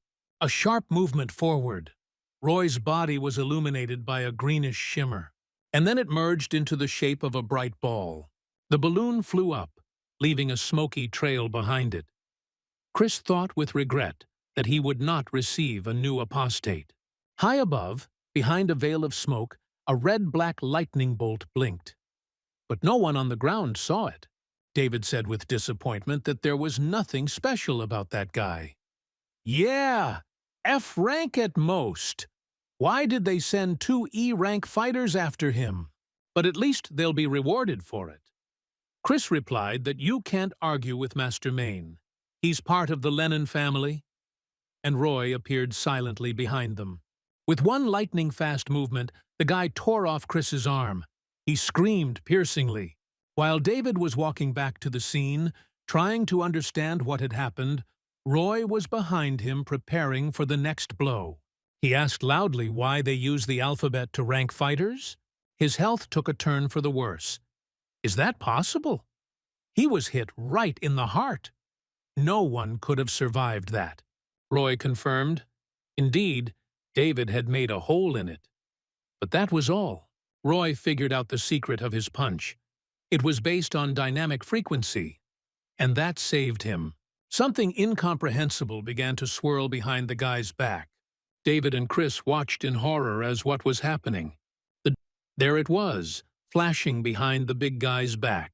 Here it turned into Roy. He held a scythe that glowed with black and blue energy. Roy swung it and cut off David's arm. Now hello end. David was crouched and groaning, clutching his wounded shoulder. Chris rushed to his side. But who is this guy? What does he produce? Roy stood in all his glory, enveloped in a bluish aura. They had been too hasty in their judgments about his level of ability. But now He would let them feel the difference between their powers. Both monsters raised their heads upwards. Chris was stunned, trying to guess what it was that was approaching them. The small cloud quickly grew, filling the entire space right before our eyes. It covered the big guy and the monster like a cap. Chris began to rush about in panic. What to do? Roy generously offered them a concession. He could spare one of them, and he would grant them the right to choose which one. The two looked at each other. What kind of nonsense was this? Why would he do this? David assumed the guy just wanted them to kill each other while fighting for the right to be elected. Chris grew up with a nasty, wide smile. And that's right! Great idea! At that very moment, David was tightly wrapped in a thick energy scroll. He tore this cocoon apart and quit. It was necessary to act, and it was fast. If the guy had decided to hide in the darkness he had created, David would now lure him out of there. He moved forward decisively. Roy laughed. Didn't the big guy realize that nothing he did made sense? Roy was darkness himself. He threw an energy bomb towards Roy. Roy watched these absurd attempts with joy. It didn't take much effort for him to hold back and neutralize the big guy's attack. David was breathing heavily. Chris was nowhere to be seen. Roy spread his hands. It looks like the two of them decided to die together? Someone cleared their throat behind David. Roy laughed. Well, finally, the real Chris Fanson. The monster took the form of a man. Health pounced on him.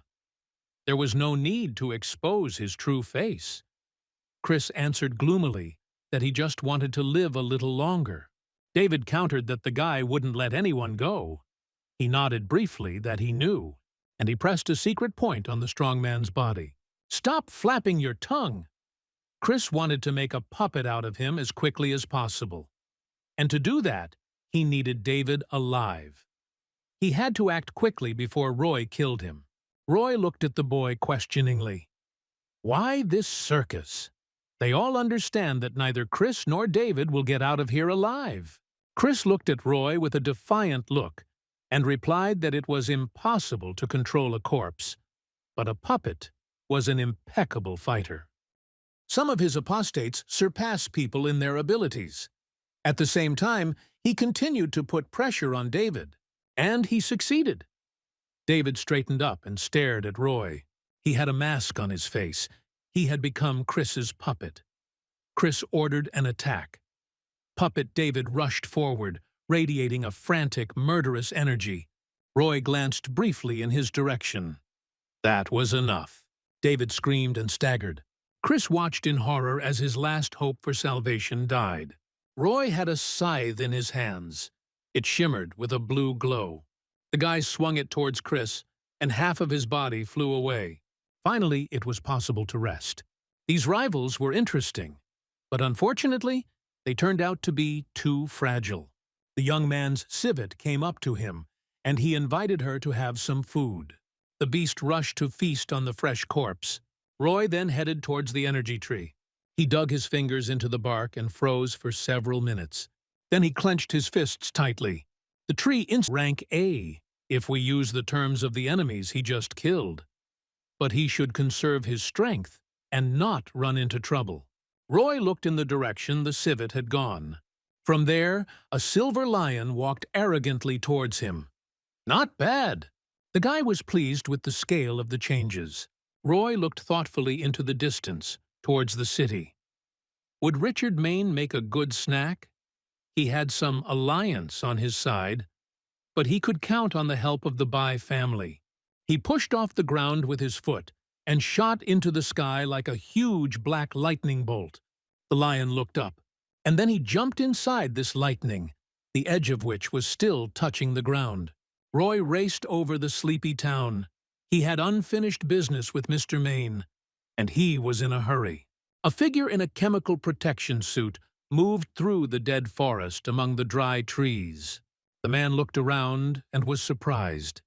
2 E-Rank Alliance members were dead, and there was not a single clue anywhere. She dropped her mask, and it became clear that it was a girl. Her name was Anna Sheldon. She headed a medical institution and was a member of the secret organization Aliens. The girl realized that the guy was much more dangerous than they imagined. Therefore, people with extraordinary talents in their organization must be prepared to face a tough fight against Roy Thorne. Anna began to get out of the forest. Suddenly, she saw a clear boundary between the dry and living trees, as if someone had crossed out the forest. How was that possible? She had never seen such surprise before in her life. One of the units of the North Atlantic Alliance was located in a new high-rise building. There was a meeting going on inside. Alliance Communications Master Chester Lee was reporting to Richard Maine that the guy was a real devil. He didn't leave a trace of the two Erang masters. Richard was furious. One E-rank master was worth 10 special forces. And there were 2 masters. And they couldn't handle it? He slammed his fist on the table so hard that a piece of it broke off.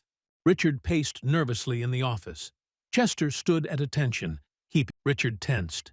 He didn't like those words at all. He cursed silently, but swallowed the insult. After all, Chester was right. Now was not the time to quarrel with him. He continued more calmly. This is the first time I've met a guy who dared to challenge the Alliance. Where did he come from, and what does he want? Next time, I'll have to act more decisively. Chester replied that there was no need to worry. He was there to sort this out. But there are complications. The Alliance is not on the best terms with Demon Gate right now. Where else can you get the best craftsmen? Richard exploded again. He doesn't give a damn about these complications. The Alliance is obliged to provide the masters. Let him look for them as soon as possible. That son of a bitch needs to crawl away on his knees and beg for mercy. Chester thought about it. Roy Thorne is no match for even E-rank masters. What can we say about the weaker ones? F-rank will just be cannon fodder. The only normal option was a D-rank master. He knew one. The Bai family estate was impressive in its grandeur.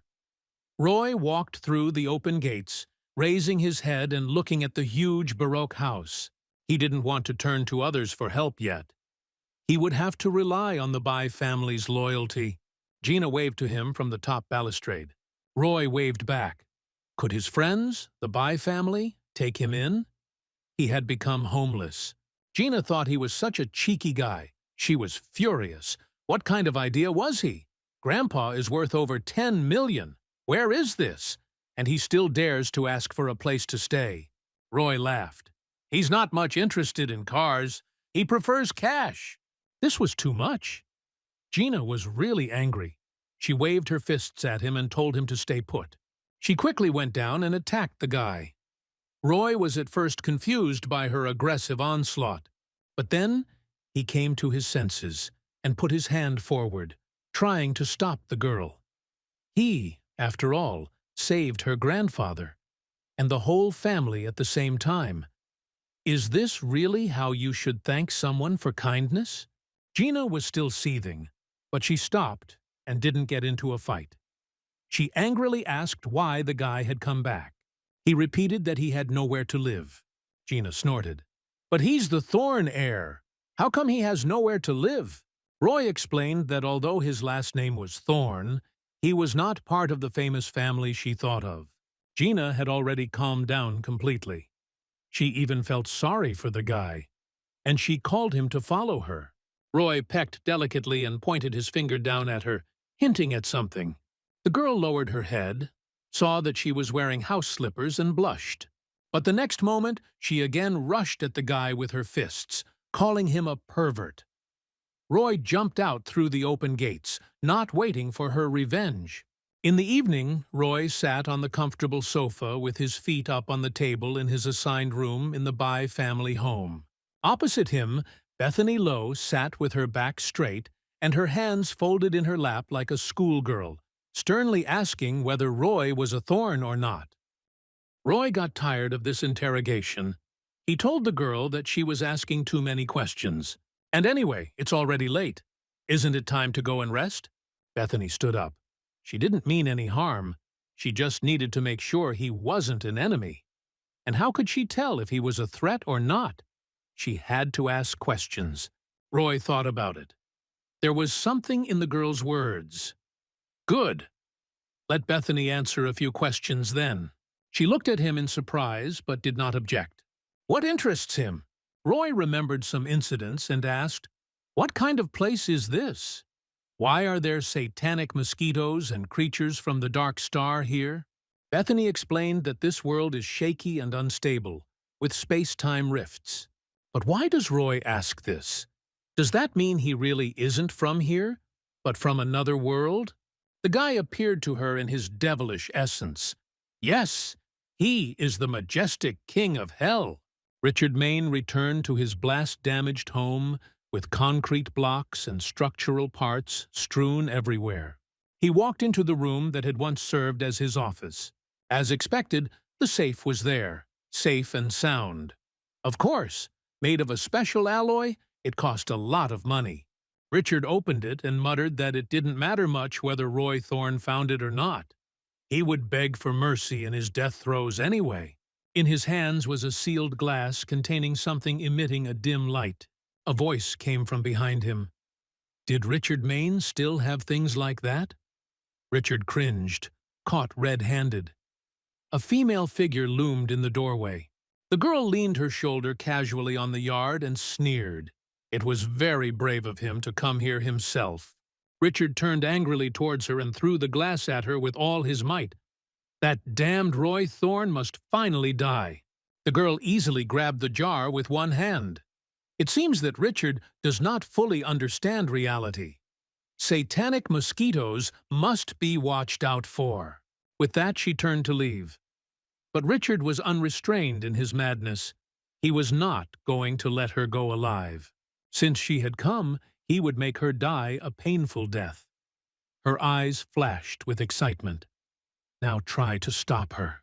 Richard muttered that there was no way to know without trying, and rushed forward, trying to grab her. The girl flew up, pushing off with her foot lightly and gracefully. Hanging from the ceiling, she teased. Sure, the Lenin family is strong enough, but it's a shame they got a bastard like Richard. The guy gritted his teeth. Now he'll catch her. She'll answer for every word. The girl jumped to the floor like a wild cat. Was he not satisfied with the title of young master? Why get into things that your head doesn't fit into? In a mad leap, Richard shouted that the Alliance would reward him for her leadership. He threw a bolt of energy at the girl. She twisted easily, jumping up and throwing her clot, attacking Richard. His neck was shrouded in a thick fog, which mercilessly tightened its embrace. The girl laughed. That's why he was Maine, not Lenin. Richard continued to struggle in a futile attempt to free himself from the fog, but managed to hiss at her to close the hole. Then he threw his fist at her, launching a charge. The winning girl recoiled from the explosion. She feigned surprise and said that she almost forgot. After all, the Maine family members are close in strength to D-rank masters. But what does he know about her talents? The fog was receding. Richard caught his breath. The girl stood in front of him. The game is over today. She won't kill him today. I really want to, but unfortunately, it's not possible yet. Richard brazenly offered to continue the fight.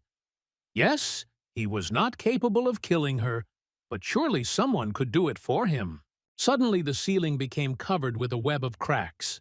A rain of fire began to pour through them. The girl quickly got her bearings and covered her head with a book. So this was an ace up her sleeve? Curious. Who helped Richard? He replied smugly that he was not so stupid as to come here himself. Did Olivia really think so badly of him? The girl flew into the air. She didn't care about Richard at all. She got what she came for. And now she's running away from here. The guy realized something and rushed after him. But it was too late. Olivia was gone. Only the vibrations in the air reminded her that she had just flashed by here. Richard shouted after her that next time he would tear her to shreds. In the Bai family's estate, Roy held the energy scythe in his hands. He was finally able to summon his old comrade. Roy was in good shape now.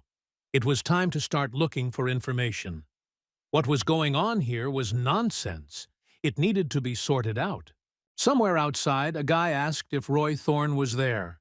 The scythe disappeared into thin air. Roy went out onto the balcony and looked up. There, hanging like a bat, was a pretty black-haired girl. Who was this? What did she want? She fell to her feet and jumped off the balcony railing towards Roy. She said hello. She said she just wanted to look at him. Roy interrupted impatiently. No need for long introductions. We can get straight to the point. Olivia, and it was she, pouted primly. Why such a rush? Suddenly, she knocked over Roy's glass, which she had stolen from Maine. It was a gift from her. Roy barely managed to catch it. There was something inside. The guy looked closely. He knew this thing well. Roy grabbed his phone and dialed Stanley Baker. He told him to do the job and not to come back until he did it right. The guy and Olivia were standing on the balcony of his room in the Bay estate. He looked at the glass the girl gave him with surprise. I wonder where she got it. Olivia winked mysteriously. Where?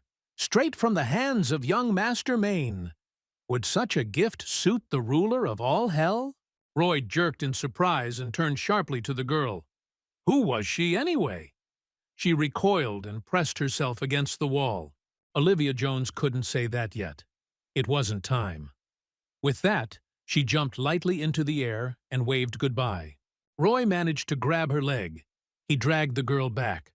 Well, no, this won't work. He didn't allow her to leave yet. Olivia was a little stunned, but not scared. She hung in the air and shook her head reproachfully. How could he be so impatient? He would find out everything in due time. At least she was not his enemy.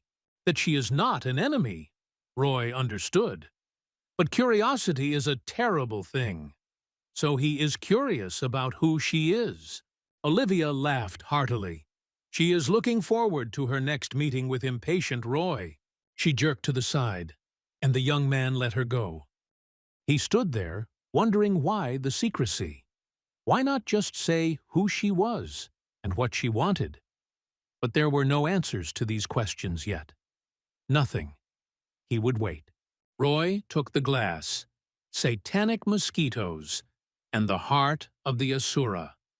This system could maintain the energy of the heart that supplied blood to the mosquitoes. For some reason, this thing seemed familiar.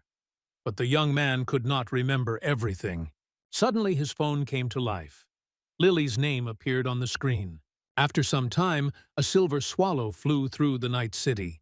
Roy decided it was time to settle the score with Richard Maine.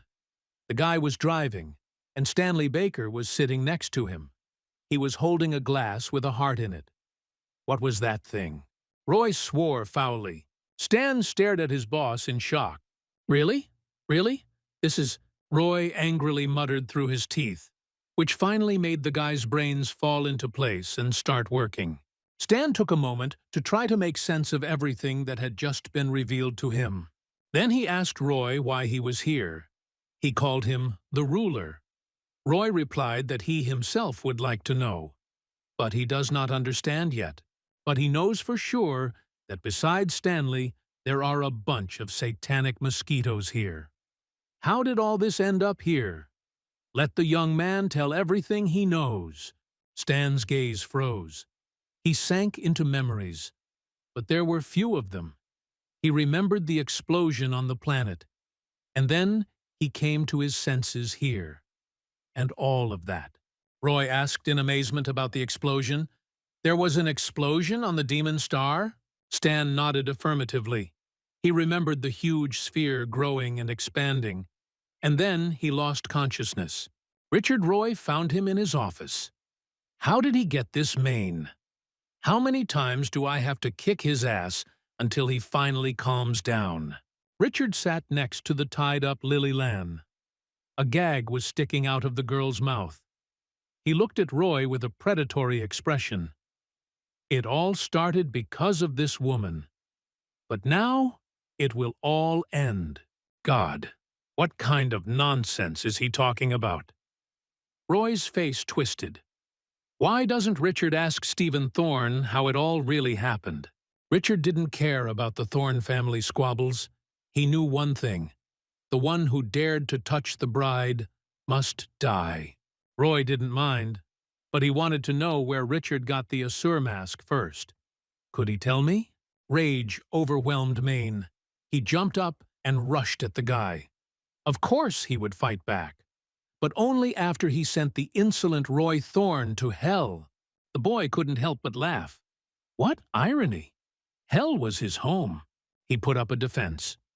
Richard, attacking, flew into the energy wall that Roy had put up. He was thrown back. Roy was openly mocking. Would Richard like to go to hell with him? He was shaking with anger.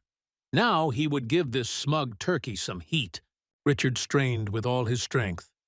Roy watched his opponent carefully. Maine put everything he had into the attack, screaming, "Die!" and unleashing a stream of fiery energy at the boy. On his hand was a knuckle duster with long metal barbs. The energy also flew away in long, prickly rays. Roy was surrounded by clouds of his protective aura. Therefore, he was not afraid of any tricks of the Maine family. The thorns of Maine energy were shattered into pieces. Now it was Roy's turn to attack, but an incomprehensible noise distracted him. He glanced at her for a moment. Lily was actively trying to warn him. And behind her stood a man with his hands behind his back. While Roy was rethinking the situation, Richard, wasting no time, went on the offensive. Red alarms flashed towards the guy. I was tired of this circus. It was time to end it. Roy quickly outlined something on the floor, easily fought it off, and retreated. Richard found himself in the center of the pentagram. He looked around with fear. And Roy mockingly said that if Maine liked this place so much, he should remember everyone who had calmed down here. Let him now have some fun with his former servants. A wall of ghostly girls moved towards Richard, appearing literally out of nowhere. It was a terrible sight. The ghosts rushed to attack. Roy didn't waste time watching the massacre. The guy with his hands behind his back was unnerving, but he decided to focus on Lily first, who was always getting into trouble. Chester Lee glanced in his direction, but continued to stand where he was. Lily finally managed to free herself from the gag and let out a shrill scream for Roy to be careful as Chester shadowed past. But the guy managed to react, pushing the attacker away. Is he so self-confident that he decided to stop Roy? Chester flew at the guy like lightning and knocked him to the ground. Nothing personal, but the girl has to stay here. Roy intercepted the attacker and pulled him towards himself. Wow, how serious. Are all of them in their alliance like that? The opponents rose to their feet and faced each other. Chester paid a compliment. Roy's abilities far exceeded his expectations. At this time, Richard was spinning madly, barely managing to fight off the ghosts. Having barely thrown the last of them away from him, he shouted for Chester to finish off the guy. He calmly replied that it would be better to wait for that D-rank master. But Richard was already running towards them. What to wait for? We must act. Together they would cope perfectly well even without the master. With a cry of, "Forward!" he jumped. Next to him, the hand of a giant baby with a voracious mouth and toothy eyes shot into the air. It grabbed Richard by the leg like a toy doll, and he thrashed and flailed. "Damn doll! Not to him now! Snipe, creature!" Richard blew the little shimmering beads from his palm. The boy didn't like the way he was treated.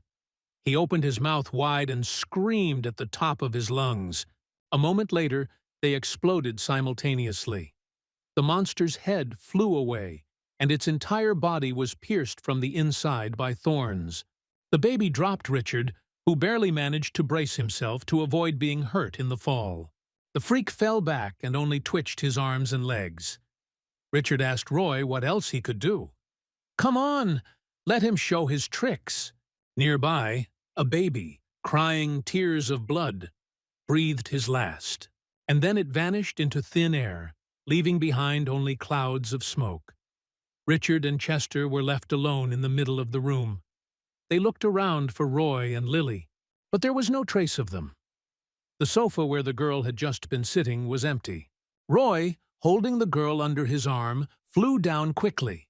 He simply went out the window. Lily screamed. Roy reproached her for being too much of a problem woman. She called on the phone once and had to be pulled out of such a mess right away. She said she didn't really want to see him again. Roy reminded her of the situation she was in. The girl, having come to, apologized and thanked him. They were still at a respectable height. Finally, Roy landed on the roof of a low building. He put Lily down. She was safe here, and he still had to deal with these guys. The girl tried to object, but Roy had already pushed off the roof and flashed upward. She stood there alone, watching him soar higher and higher. This guy had saved her once again. Stanley suddenly appeared behind Richard and Chester.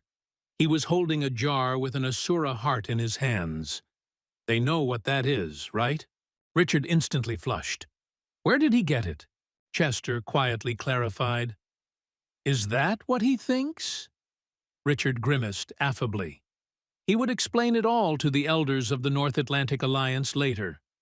For now, the main task was to get this thing back.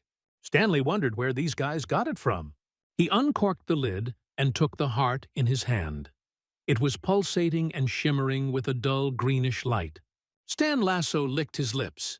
Satanic mosquitoes are a real delicacy. His opponents rushed towards him, horrified at what he was about to do. However, they didn't have time. Stan had already swallowed the heart. He broke into a sated grin. It had been a long time since he had enjoyed such a treat. But it wasn't quite Stan anymore. He had turned into a creature with white hair and green eyes. His clothes were rags. He wanted to play with the boys until his owner returned. The creature laughed loudly, throwing its head back. The rags shattered into pieces with a crackling sound, exposing the creature's powerful, muscular chest. Greenish energy gushed forth, curling into bizarre patterns. It continued to laugh, clenching its strong fists and demonstrating excellent physical fitness. The creature was holding. She winked excitedly, anticipating a battle. Stan could not even hope that such an incredible artifact could be found in this world. Who is ready to engage him first? Richard flared up instantly. Did this monster really think that he, Richard Maine, was afraid of him? Without thinking, he rushed forward. Chester had always been reserved and did not approve of Richard's inflammatory actions. He wanted to stop the guy, but the creature had already knocked him down on the floor and was beating him with all its might, while simultaneously squeezing his throat. He couldn't even move. All he could do was call for help. Chester grabbed the first thing he could get his hands on and swung at the monster. Stan sensed danger. He came back. He looked at Chester, frozen for a minute. Richard took advantage of the moment and, freeing his hand, he slashed it right into the creature's face. And then he pounced himself. Chester attacked from behind. A loud alarm threw Chester back. What is this? Richard flew in the other direction. Stan stood between them and bared his teeth until they were corners. He had prepared a present for the boys. At that moment, Chester rushed forward, intending to finish off the enemy. But, running through the void where the creature had just been, he ran straight into Richard, who was about to attack with an energy charge. The boys fell. The creature was nowhere to be found. Chester was holding his wounded arm. It was the one that had taken the brunt of the energy. It was unlikely that it would be saved now. Richard cursed. It was a poison charge. Without wasting any time, he warned Chester to hold on tight and be careful. With one sharp movement, he cut off the arm at the elbow. Chester rocked his stump and, almost in tears, swore that he would definitely get that bastard and kill him. Richard agreed that Roy was Chester's business, and he held out a mother-of-pearl tablet to him in his palm. As soon as Chester swallowed it, a new arm appeared in place of the stump. It was not an ordinary one, but muscular and strong. None of them noticed Stanley behind them. But he watched them and realized that Richard Maine had a talent for controlling rare metal. Chester finally saw the enemy and ran towards it, waving his new arm. It seemed as if the arm was controlling him, pulling him forward. He was going to kill the monster. But suddenly, there was an explosion. Roy hung in the air in front of Richard, his arms crossed over his chest. Yes, yes, yes. It turns out that Mr. Maine does not disdain dirty methods. Has no one heard of family honor? Richard snapped that Roy himself was a fool. For example, he wanted with all his heart to represent the Lenin family. But he was not allowed to, and Roy had given up on the family. At the same time, he slowly scattered fire beads around himself. They lengthened and spikes formed on both sides. Richard continued. Blood ties are sacred. Roy had appeared uninvited in Richard's city and had become a hated enemy. So now he must die. Richard threw both hands forward. The thorny spines flew at Roy, but they encountered the defense and did not reach their target. Richard was hostile from the start. Is he related to Roy's family? He said out loud that you can't rely only on your family's prestige. And that's what Richard does. He simply uses the family's authority to pursue his own goals. Roy smiled. The one who had risen to the position of demon emperor in his world was now worried about trivialities like family. Roy's black energy spread throughout the room. She gradually approached Richard. When she was very close, he threw forward a strong, powerful fist. The arm lengthened and reached out towards Roy, but I came across the guy's gaze, and, as if on a silent command, she turned around and stretched back. Roy already had his scythe. He put the blade to Richard's throat. Richard continued. Roy Thorne is nothing. If it weren't for the Bai family, he would be a complete zero. Roy pressed harder on the blade. The first trickles of blood began to drip onto Richard's shirt collar. It became really scary. Roy Thorne wouldn't dare kill him. A wry smile crossed Roy's face. Why is that? Who can stop him or forbid him? Richard groaned that the Alliance would never forgive him for this murder, and the Lenin family even less.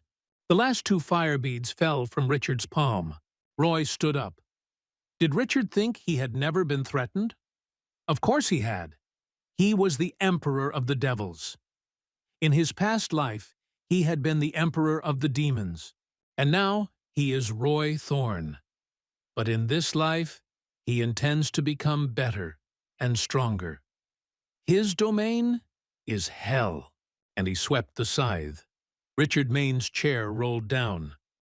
Chester screamed loudly behind him. Well, that's it. Looks like Roy Thorne is in trouble. Richard Maine's headless body lay in the middle of the room. Chester was stunned. He couldn't believe this was actually happening. Behind him, Stan was gloating. The master was dead, and Chester hadn't shed a tear. The swarm has returned to them. This must finally be put to an end. If the Alliance wants to confront him, they will go to the end. Chester muttered that Mrs. Lenin would be furious. She would declare war, and she would be different. Not even the fact that he belonged to the Thorne family would stop her. Roy listened to him silently. A strange fog began to swirl behind the guy. It thickened, became denser, and finally, a man in a strange black and green hat appeared from it. He told Chester Lee to leave. He quickly headed towards the exit, and Stan stopped him. The alien rushed to help. However, Roy allowed Chester to be released. The man in the hat looked at them warily. Stan objected to Roy. If Chester told about Maine's death, it would not do the master any good. The guy replied that he didn't care about these people from a tiny planet. He wants to regain his former glory and power, to be on top of the universe. What do the people there matter to him? Stanley was on his knee. The owner will definitely succeed. Roy moved forward and called Stan to follow him. Let him cover his back. He has a C-rank strength according to human classification. He meekly replied that he obeyed. Roy ordered to monitor the situation. The opulent mansion was impressive in its grand scale. There were several modern buildings, open terraces, and a swimming pool with tables around the perimeter. There were many cars parked near it. People were milling about inside, huddled together and chatting. At the far end of the room stood Chester Lee and the man in the hat. Chester addressed him as Mr. Freeman. What did he think the Lenin family would do this time? Freeman responded that the Lenins hadn't broken ties with the Thornes only because the latter were supported by the Bai family. And as long as there was a problem with Demon Gate, there was nothing they could do. The men watched the guests for a while. Freeman was surprised to see that there were many non-alliance people at the banquet this time.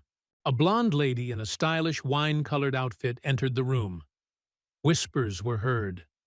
Why was the Lenin family here? It seemed that someone had killed someone who belonged to their family. The lady ignored the gossip. She walked confidently to the center of the room. It was Audrey Lenin, Richard Maine's mother. She congratulated everyone at the Alliance banquet and thanked them for their work. She had previously been too preoccupied with the situation with the Demon Gate, but now she had to report on behalf of the Alliance elders. Chester quietly asked Freeman what was going on. He didn't understand. But if we were talking about elders, then it had to be something serious. The woman continued. She explained that the North Atlantic Alliance had made a temporary truce with the Demon Gate, so everyone could rest for a while. But she raised her hand, holding her son's head. The Lenin family wants to get even with the one who challenged them.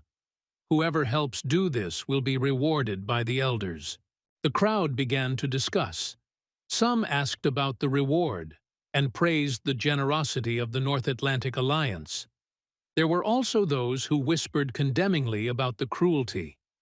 After all, the woman had brought the head of her son. Audrey heard none of this. She was lost in her own thoughts. Roy Thorne didn't have long to live. At the same time, Roy, on the other side of town, choked on his drink. He snorted and cleared his throat. Who was remembering him like that? Andrew laughed. Who? Probably another beauty. Roy snapped at him so he wouldn't beg for nonsense. What beauties? Has his friend forgotten what a mess he's in now? And anyway, is Puklik going to continue following him?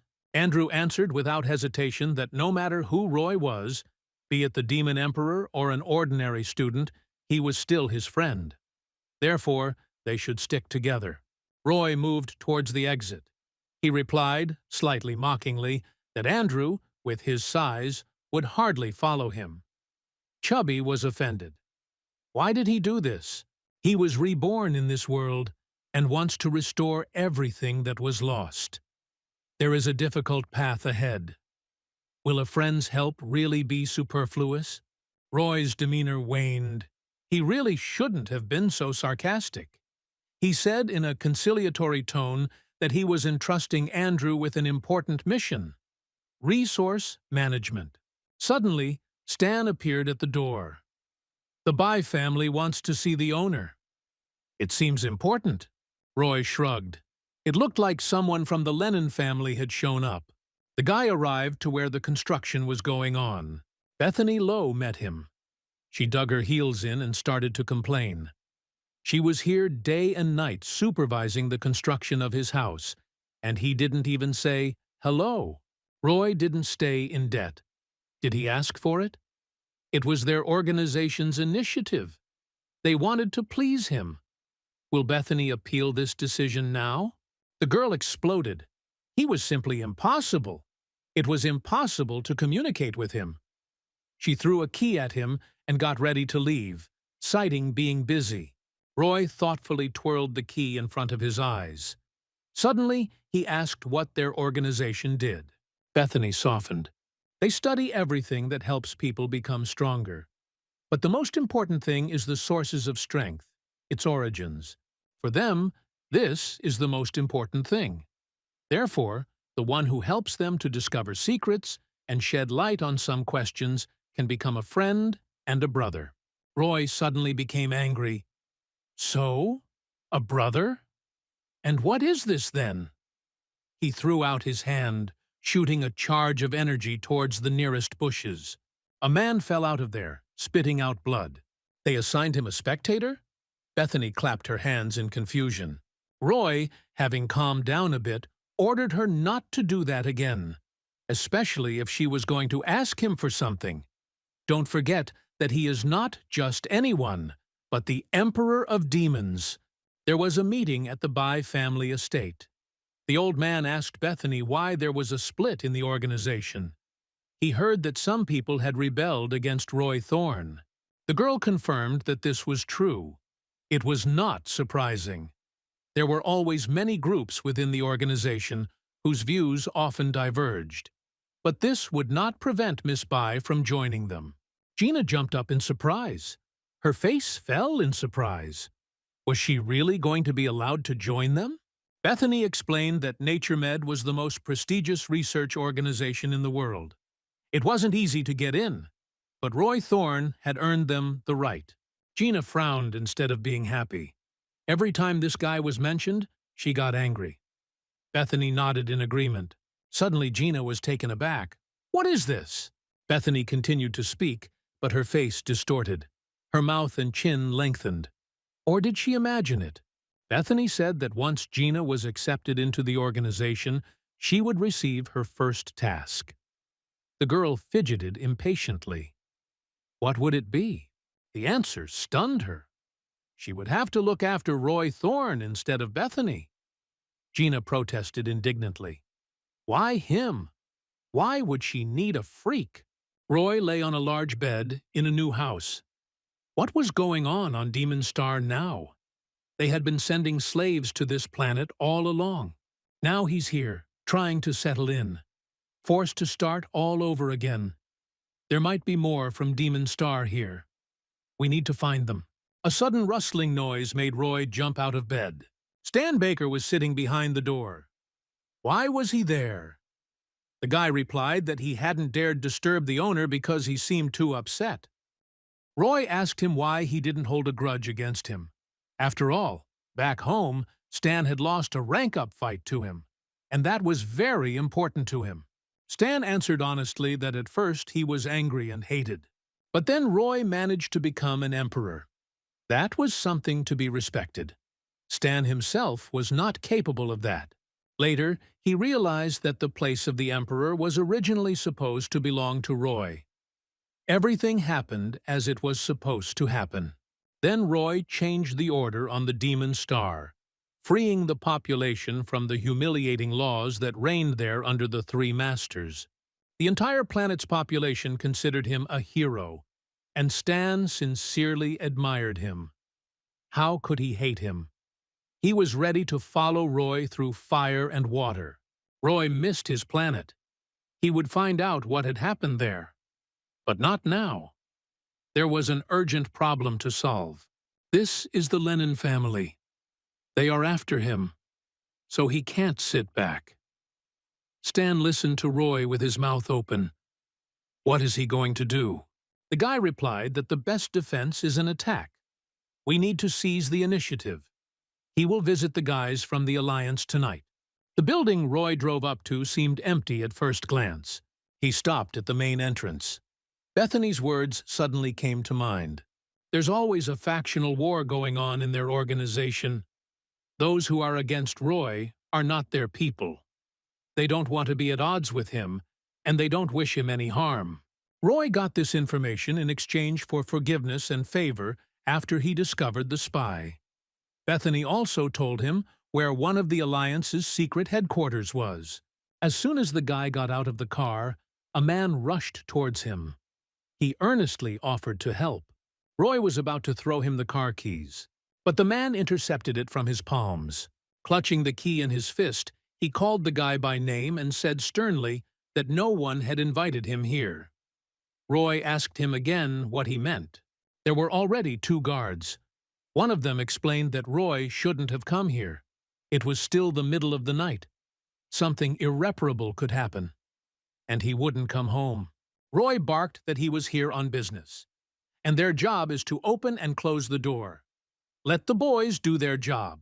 A guest came to them, ready to pay money.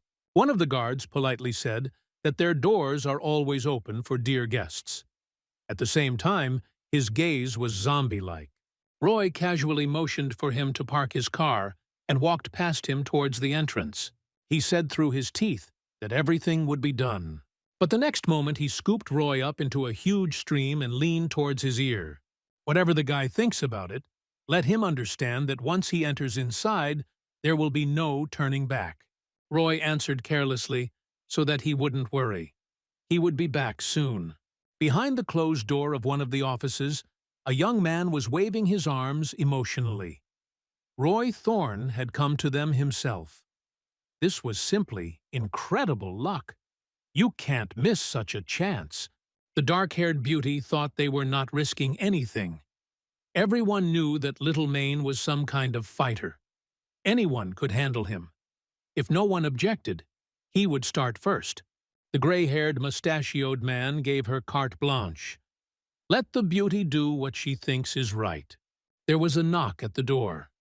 One of the young men present in the office stared in surprise.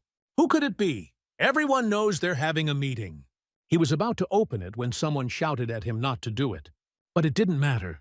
The door was blown off its hinges by a powerful blow. The young man was covered with them. Roy Thorne stood on top of the structure, smiling. Had he interrupted the meeting? Had they figured out how to deal with him yet? The young man strained, trying to crawl out from under the door. Roy noticed him and mockingly asked what the guy was doing there. Was it some kind of interesting hobby? He replied furiously that he would show him a hobby now. Roy shook his head. Some kind of bad energy is felt from below. Just hostility. Let it go. A small explosion destroyed the door along with the impudent young man. Roy turned to the others. Would they like him to talk about his weak points? The beauty nodded vigorously. The guy laughed. What a pretty woman. But he doesn't like the other man. Does he want to die here, or does he prefer to go with him? The same guard he had hypnotized appeared behind Roy. The little one screamed. What's going on here anyway? The guy didn't pay any attention to her. He leaned on the guard as if he were a wall. Pointing his finger at the mustachioed man, Roy asked if he was the boss. Instead of answering, the husband also asked what the guy did with the security guard. Roy suggested that he find out by becoming a demon soldier himself. The guy looked into the eyes of the mustachioed man and the rabbit in turn. They instantly turned into obedient dolls. The guy, accompanied by a bodyguard, retreated into the corridor. The hypnotized stood with their heads down. Roy paused in the doorway for a moment and announced that this place now belonged to Roy Thorne, and any Alliance members who appeared here were to be destroyed. His newly converted demonic soldiers dropped to their knees and obediently agreed to the order. Roy called Andrew on the phone. Now the Red Diamond nightclub is also in Chubby's area of responsibility, and no need for unnecessary questions. Roy ran into Bethany Lowe in the hallway. He said he didn't think his request would be a problem for her. She sternly answered the guy not to go too far. The organization is not all-powerful. Roy went into dumb mode. Really? He thought they were trying to get along with him. But if not, how could he trust them? Were they planning an assassination attempt on him? Bethany waved her hands. Stop talking nonsense. She will help. But this is the last time. The guy asked her what she was doing there anyway. The girl explained that she had received an order to transfer her from Nature Med. Now her place would be taken by Gina. Roy should address all questions to her. The guy leaned toward Bethany, as if he was going to kiss her. She froze. He held her chin and said that he didn't need anyone. He didn't like to bother people at all. Gina instantly appeared behind Bethany, grabbed her by the shoulders, and screamed at Roy that he was behaving simply disgustingly. What he was doing was at the very least indecent. The guy looked at Gina mockingly, as if he had just noticed. Oh, and she was here? Bethany interrupted their argument. Let them both calm down. We need to finish things quickly." Roy sat down and prepared to listen. Bethany told him not to bother Gina anymore because she was new. Everything Bethany knew she had already told him. The young man replied that he would not create any problems for the girl. On the contrary, he could take care of her. For some reason, Bethany had a feeling that nothing good was going to happen. She had a bad feeling. But she continued. "The organization has a secret status, but it is huge. They can't even imagine it. Bethany operates several branches, but it is only a small part of the overall share. The organization has its people everywhere. They are in the highest echelons of power.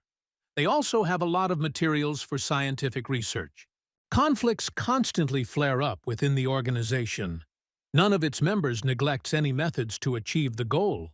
Roy listened, puzzled. The scale of it was astounding. And the Demon Gates weren't their people? But surely Bethany could have arranged a meeting with the organization's leadership for him. The girl was furious. What impudence! Wasn't he asking too much? Roy promised to disappear from her life as soon as he finished his business. Finally, Bethany gave in. She picked up the phone and made a call. Apologizing for the late call, the girl asked Olivia Jones to come to the Red Diamond nightclub. This came as a complete surprise to Roy. What part did Olivia play in this? A security guard walked along a long row of containers. He walked slowly, dedicating his lanterns to them, and did not expect any surprises. Suddenly he felt, rather than heard, that there was someone nearby. However, he did not have time to do anything. A sudden blow knocked him out. The athletic young man smiled contentedly. "Excellent work! A surprise attack always works best." This served as a signal for a group of guys peering out from behind the containers above. Their leader commanded them to move forward. The guys poured down, knocking down and neutralizing other guards. The young man who had killed the first guard and the blonde leader of the fighters, whose name was Mel, watched the fight. Mel expressed hope that after tonight, the Demon Gate would disappear, and their next target would be Roy Thorne. On the open terrace were Gina, Roy, and Olivia. The latter asked why the Lord wanted to see her. Roy, despite her side, explained that he hates riddles and secrets. Therefore, he wants Olivia to tell her plans for the Demon Gate. Gina interrupted the guy indignantly. "If Olivia doesn't want to talk, why is he forcing her?" Roy, ignoring Gina, continued to press. He needed to know if Olivia had anything to do with the Demon Gate that he himself had once installed. The girl was silent for a long time. Then she raised her head to the sky. A crescent moon hung right above her. It seemed that she could touch it by stretching out her hand. She said thoughtfully that the master liked to keep everything under control. Roy thought about the demon star with pain in his voice. Who knows? If he hadn't done that then, maybe more people would have survived. Olivia finally spoke. Roy had given them permission to hide their identities. But now he could tell. The girl fell to one knee and bowed her head before Roy. "The Demon Gate is the Imperial Army, and they are here to serve the ruler." Roy's face stretched in amazement. "And who is Olivia, then?" Her eyes sparkled with amusement. Demonic Imperial Army Guardian Olivia Jones at his service. And Roy remembered her. He had already met the girl in his past life. Gina listened to them with her mouth open. She thought they were discussing something like cosplay. Olivia's cell phone vibrated.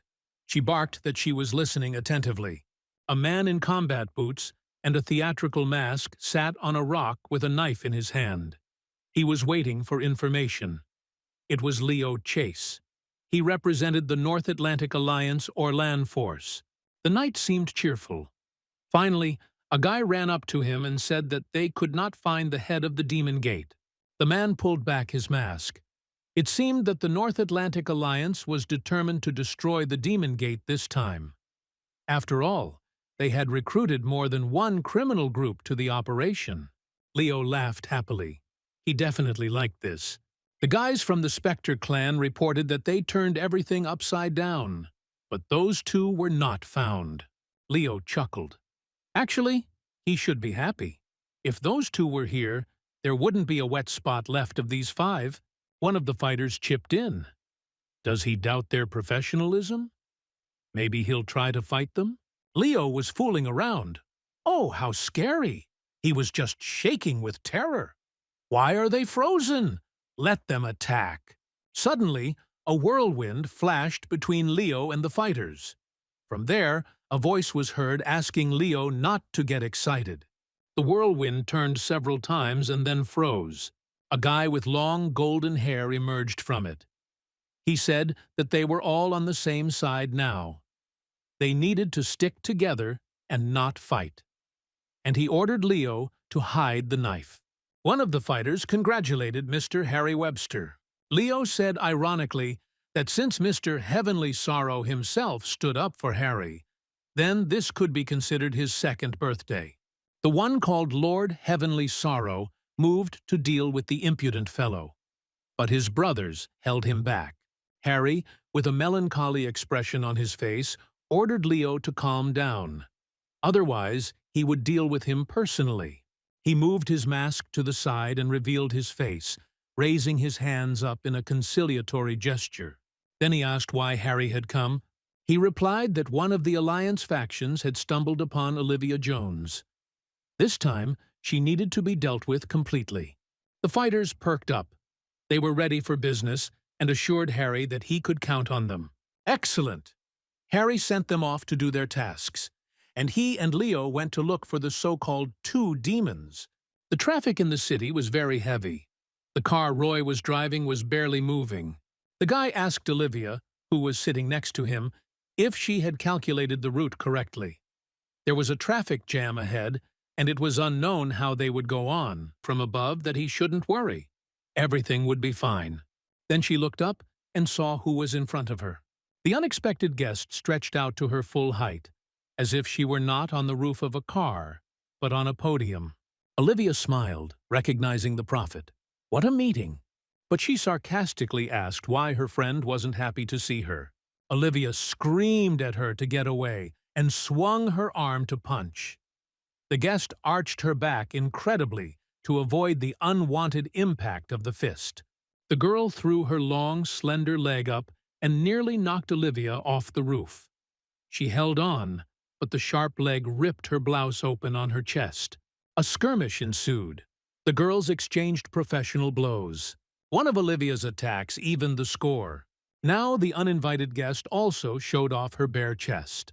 She bowed and advised Olivia to be careful, because the next attack could strip her naked. Not far away, fighters from the Spectre group watched the duel. The spectacle was truly captivating. The car was racing down the street at high speed.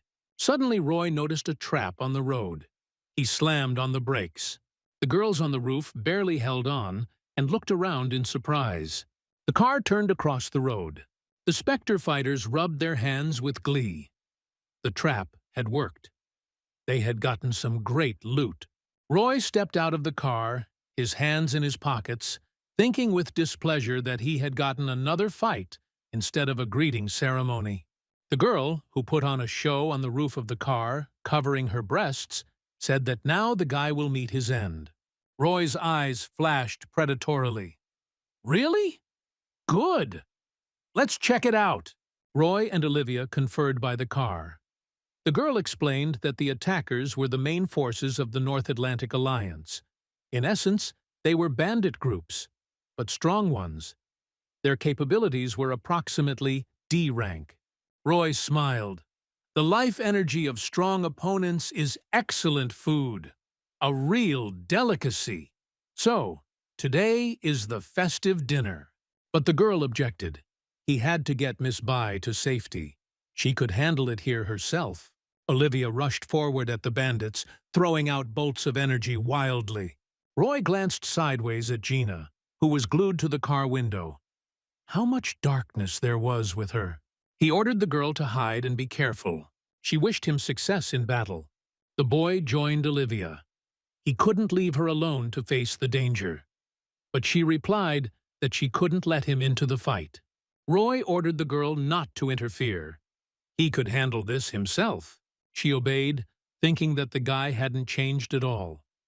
He was still the same demon emperor who fought with the earth and the heavens. However, Olivia could not sit idly by. She called out to the girl in the red dress. If she wanted to fight the Lord, he had to defeat her first. But she replied angrily that Olivia was driving her crazy. Roy stood against the Spectre gang, urging them to act together. There were 5 of them. They rose into the air in unison to surround the boy. Roy waited with his lion. From them, in concentric circles, energy of a deep blue color emanated. One of the bandits, having inhaled it, began to cough, and then to vomit. He fell to the ground. Another bandit clapped his hands at the lion in fear.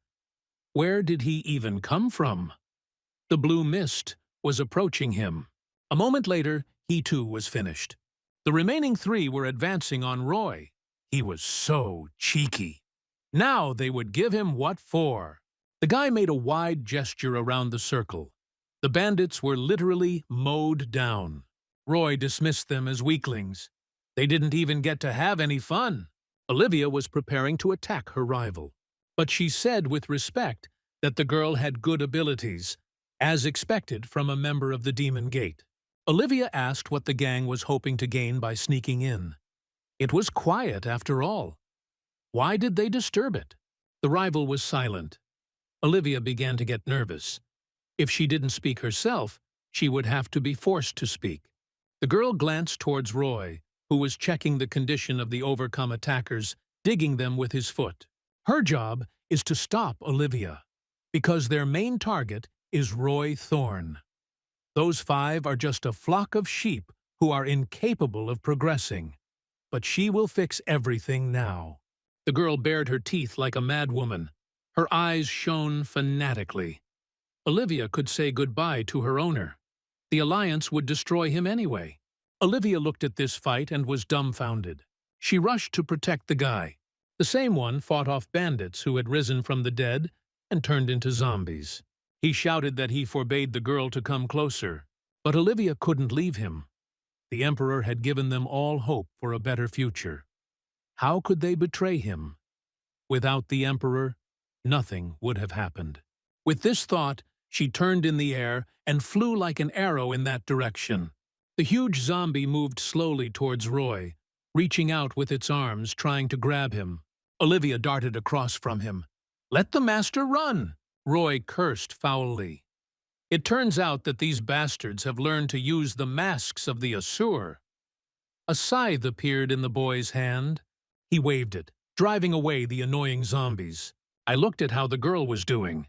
The strong man attacked her, but Olivia flexibly twisted and did not give in to his deadly embrace. And then she hit him in the chest with an energy wave. "Back off, dude!"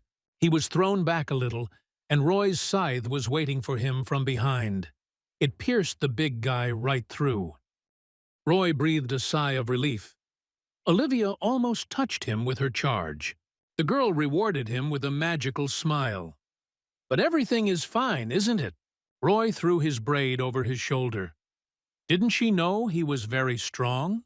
But Olivia was in no mood for humor. She barely managed to warn Roy about the danger behind him. 2 zombies suddenly landed on top of the boy's back. There was no time to think. The girl, without hesitation, pushed Roy away and rushed at the monster. They bared their teeth, preparing to tear their victim to pieces. Roy screamed at the top of his lungs for Olivia to come back. A powerful explosion interrupted his scream. Roy waved his arms, dispersing the smoke. But suddenly, he started coughing. A sword was sticking out of his chest. This girl in the red dress, taking advantage of the smoke screen and sneaking up from behind, pierced him right through. Roy cursed under his breath. Damn it! It's not very pleasant when you have a hole through you with a weapon sticking out of it. The girl laughed as she rose into the air. Let Roy Thorne die. But he will regret in his next life that he dared to go against the Alliance. Roy concentrated. She used a demon-slaying technique called Blood Spirit. Red tongues of flame with demons at the ends stretched out from the boy. They quickly caught up with the girl, knocking her to the ground. The girl was reflected madly. They were circling around so fast that it was impossible to follow them. She glared at Roy. Was he trying to trick her? It won't work. The girl rushed forward, but something held her back. Looking down, she was surprised to find herself entangled in red, fiery ropes. The guy laughed maliciously. Now there's no way to escape. He pulled out the sword that was sticking out of his chest. He grabbed it tightly and squeezed it so hard that only the fragments fell out. The girl watched in fear. Meanwhile, a dark blue cloud of devilish energy was accumulating around her. She noticed her and wanted to call for help, but the scream was drowned out by the thick fog that swallowed the girl. He embraced her, forming a sphere. Roy ran towards Olivia, who lay half-naked a little further away and did not move. He picked her up in his arms. Her body hung lifelessly. Gina ran out of the car. What's wrong with Olivia? Is she alive? The girl was alive, but very weak. It was necessary to find a suitable place to help her. Gina approached the blue ball of fog that had swallowed the girl and asked what would happen to her. Roy explained that her body and soul would dissolve in this Mara, and she herself would become his bloody puppet. She deserved it, because she had hurt his man. Ginny was truly scared.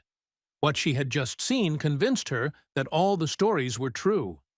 This guy really was from hell, and she didn't want to fight with him. Roy took care of Olivia. The soul was stabilized, but the Asur mask contained a curse of self-destruction, and it penetrated the girl's body. It would not be easy to deal with it. Roy ordered Ginny to move away and not interfere, and she tried to ask permission to look. However, the guy did not allow it. Olivia needed vital energy. Roy locked himself in the car, left alone with Olivia. He apologized to the girl in advance, because what he was about to do was necessary. Gina stood alone and looked around.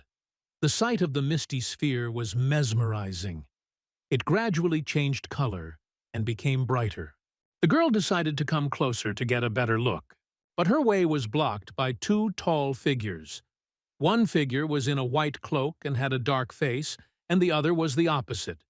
It had a light face and a black cloak. They asked if Gina had seen Miss Olivia Jones. The girl screamed in fear that she was in the car. The figures rushed towards the car. Gina realized what she had done and ran after them, but the figures were moving away. She couldn't catch up with them. In desperation, Gina called out loudly for Roy. The girl was surprised to see that the car was rocking and strange groans were coming from there. Gina was angry. Damn freak. At such a moment he is busy with God knows what. Suddenly, the two figures were blocked by an expensive girl in a red dress. She stood between them and the car, confident and firm. Energy swirled around her in a red spiral. The figures slowed down, and then they grabbed the girl and poured her and her up. Her eyes sparkled and energy poured out. Within a couple of minutes, the figures were wrapped in their own cloaks and immobilized. They were kneeling on the road as a blood-red stream of energy struck near them, breaking through the asphalt. Roy's order to stop this was heard from within the car. The figures froze. Half-naked Roy got out of the car and addressed them. Are they demons of heaven and earth? Gina's mouth dropped open as she realized who she was seeing. These were the ones called the greatest power of the demon gate. The bloody puppet managed to delay them for a bit. However, Roy said that these two are just dolls, although they look quite natural. Olivia appeared, pulling her shirt down over her chest as she walked. She could teach Roy. However, he did not let her finish. He said that he was giving her the puppet. Gina ran up to Roy. She was thrilled that the puppet was very strong. Its skill amazed the girl. And where did Roy send her? Roy didn't answer. He realized that he needed many more apostates. In the courtyard of the Bai family's estate, two men were drinking coffee. The head of the family met with the deputy minister of the Secret Service headquarters, Alexander Williams, a pleasant young man in dark glasses. The old man asked him to look after his granddaughter, Gina Bai. Alex assured that the girl would be fine. The men had already finished their conversation. Alexander was about to leave when the noise of a car attracted their attention. A black car without license plates drove into the yard through the open gate. He braked sharply right in front of the men. A blond, strong young man came out. Without greeting anyone, he asked who Roy Thorne was. Alex recognized the guy. It was Lenin. He greeted him and asked how he was doing. He replied that his business concerned only the Lenin family and Roy Thorne, and his staff had better not interfere in it. The old man could not stand such impudence. Doesn't it seem to Mr. Lenin that he is taking too much liberty? He entered someone else's territory and demands that a person be handed over to him, like a thing. Mel freaked out. He was about to throw his fists at the old man. However, Alex saved the situation. The man grabbed his hands and pulled them as far away as possible. They hadn't had anything in common for a long time. But that's no reason to give free rein to their fists, is it?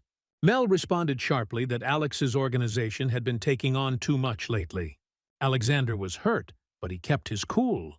He didn't care about Roy Thorne. And now Mel was at the Bai family estate, and he wouldn't let anyone touch that family. Mel shouted to the old man that he would leave now, but on the condition that Thorne would find him himself, and the Bai family would not interfere. The old man was silent for a moment. Alex asked him again what he thought about this. The head of the Bai family solemnly said that he would never agree to such conditions. He owed his life to Roy.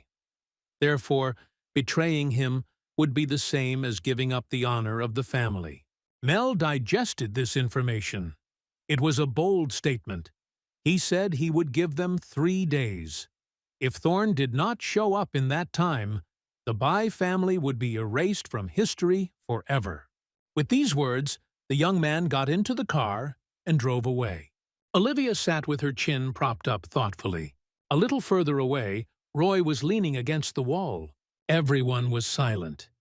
Each of them was thinking about something. Gina broke the silence. What happened to them? Why were they playing at silence? Roy explained the situation. He was sure the Lenins were keeping tabs on the Bai family. He was trying to think of a way to give them some distance. The girl screamed in amazement. So the Lenin family has a grudge against them? Roy had no doubt about it. Lenin already knew all of Roy's contacts in this city.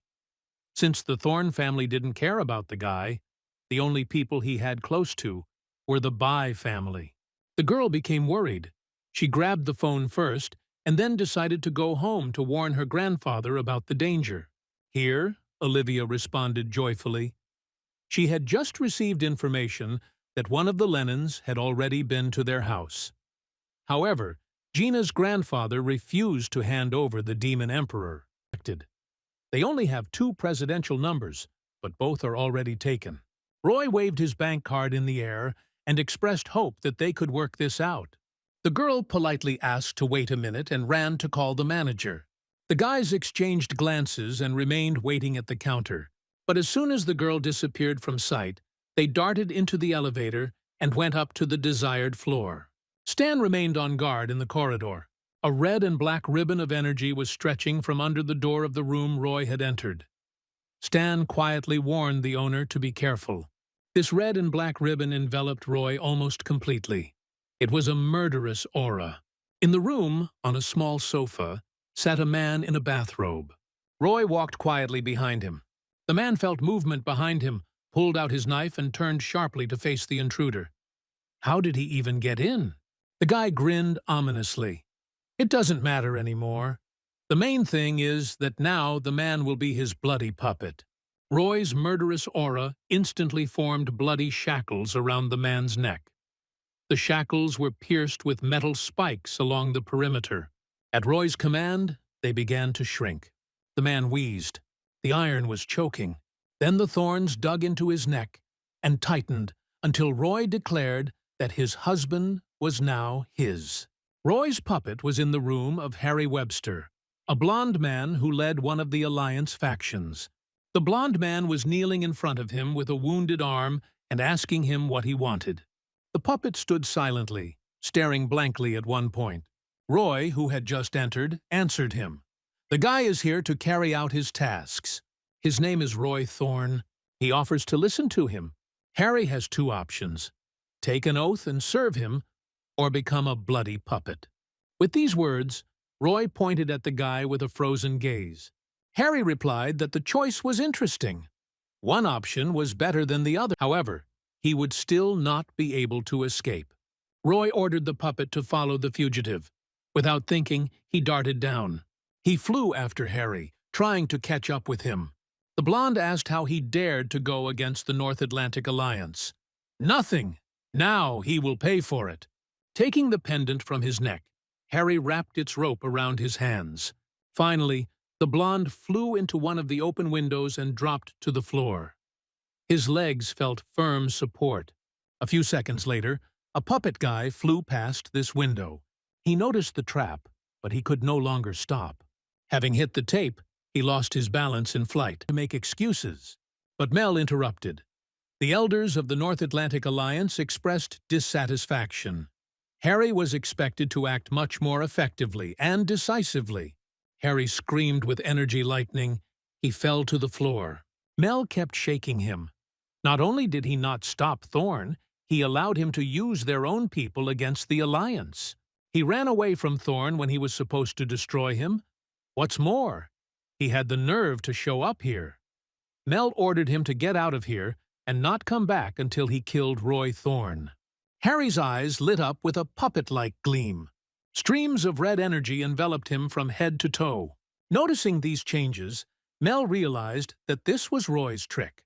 He put his hand forward as if to stop his opponent. Circles of energy came from his hand. The energy exploded with such force that the glass from the windows flew out. All that remained of the blonde was a translucent outline, but they quickly thickened and formed into clear contours until they transformed into the figure of a human being. Mel raised his eyebrows in surprise. To be able to recover from such an attack? Interesting. The creature said that it was Roy Thorne. He was amazed that Mr. Lenin could be so cruel to his subordinates. Mel stopped the creature with his next attack. He also threw his hand forward, sending the creature to bathe. At the same time, he also demolished the owner correctly. He, pouring a drink, confirmed that the guy had not misheard. Now they will drink, and very soon the fabulous show will begin. At the Red Diamond nightclub, Andrew lined up the staff and, swelling with pride, explained to them that he had been appointed manager. They were now under his command. He began to talk long and boringly about the rules, duties, etc. The staff could barely restrain themselves from openly yawning. Stan was standing nearby. He could hardly stand it either. This drill had been going on for an hour. How come Andrew himself wasn't tired? Suddenly something made Stan tense up. He listened attentively, and then, pushing away Puklik, who had decided to wet his thirsty throat, he resolutely went to the door. Andrew, having choked, began to cough. Stan explained that they had guests. They needed to meet them. Chubby muttered after him that he could have behaved more carefully, but he didn't hear him anymore. He focused on the man frozen in the doorway. It was Mr. Freeman, the man in the black and green hat. What did he come for? Andrew finally noticed him too. The guy stood in a fighting position and belligerently asked who he was and what he wanted. Freeman replied that he was looking for Roy Thorne. Roy was in his house. Sitting on the comfortable sofa, he looked at Freeman. He handed the boy a craft envelope. One of the elders of the association told him to give it to Roy.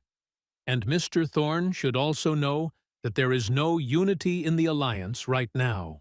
Roy took the envelope and asked who Mr. Freeman served. He avoided a direct answer. The only thing that needs to be known is not Lenin's family. Roy ended the conversation.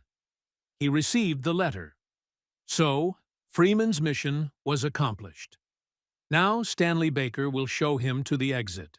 Stan gestured for anyone who could to follow him. At the same time, Linda was sitting in the hospital corridor outside one of the rooms, hugging her knees. Lenin, passing by, ordered her to follow him. He could help. The girl hesitated. However, a doctor appeared from the room. She excitedly informed the girl that the treatment was no longer giving positive results. The patient urgently needed surgery. Shocked by this news, Linda hesitated for a moment.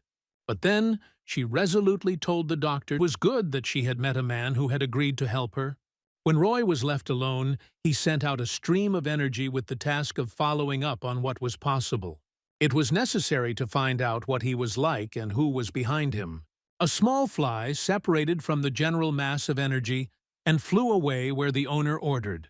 Stan, accompanying Freeman to the car, asked if there were many in the Alliance who thought differently. He replied that since the Alliance is in the car the whole time. Stan returned to the house. He couldn't understand one thing. In order to return to the Demon Star, the power of these people was needed. But could they be trusted? Roy waved his hand dismissively. Why bother with something stupid? Time will tell. But if interests coincide, then sometimes even hostile parties can unite to achieve a goal.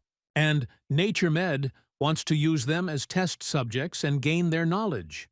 We need to use this. Stan got it. In any organization, there are people you can collaborate with. Roy agreed. That's right. Stan got it right. Roy tried to call Linda. He received information that Lenin was going to kidnap a girl and blackmail her. The subscriber was out of network coverage. Roy didn't like it. He told Stan to find her and protect her. And don't even think about coming back with bad news. Stanley saluted playfully and went off to do his assignments. Roy was left alone with his thoughts. This damned Lenin had dared to take such a dirty step. Of course, Linda was not Tracy, but he still wouldn't allow her to be insulted.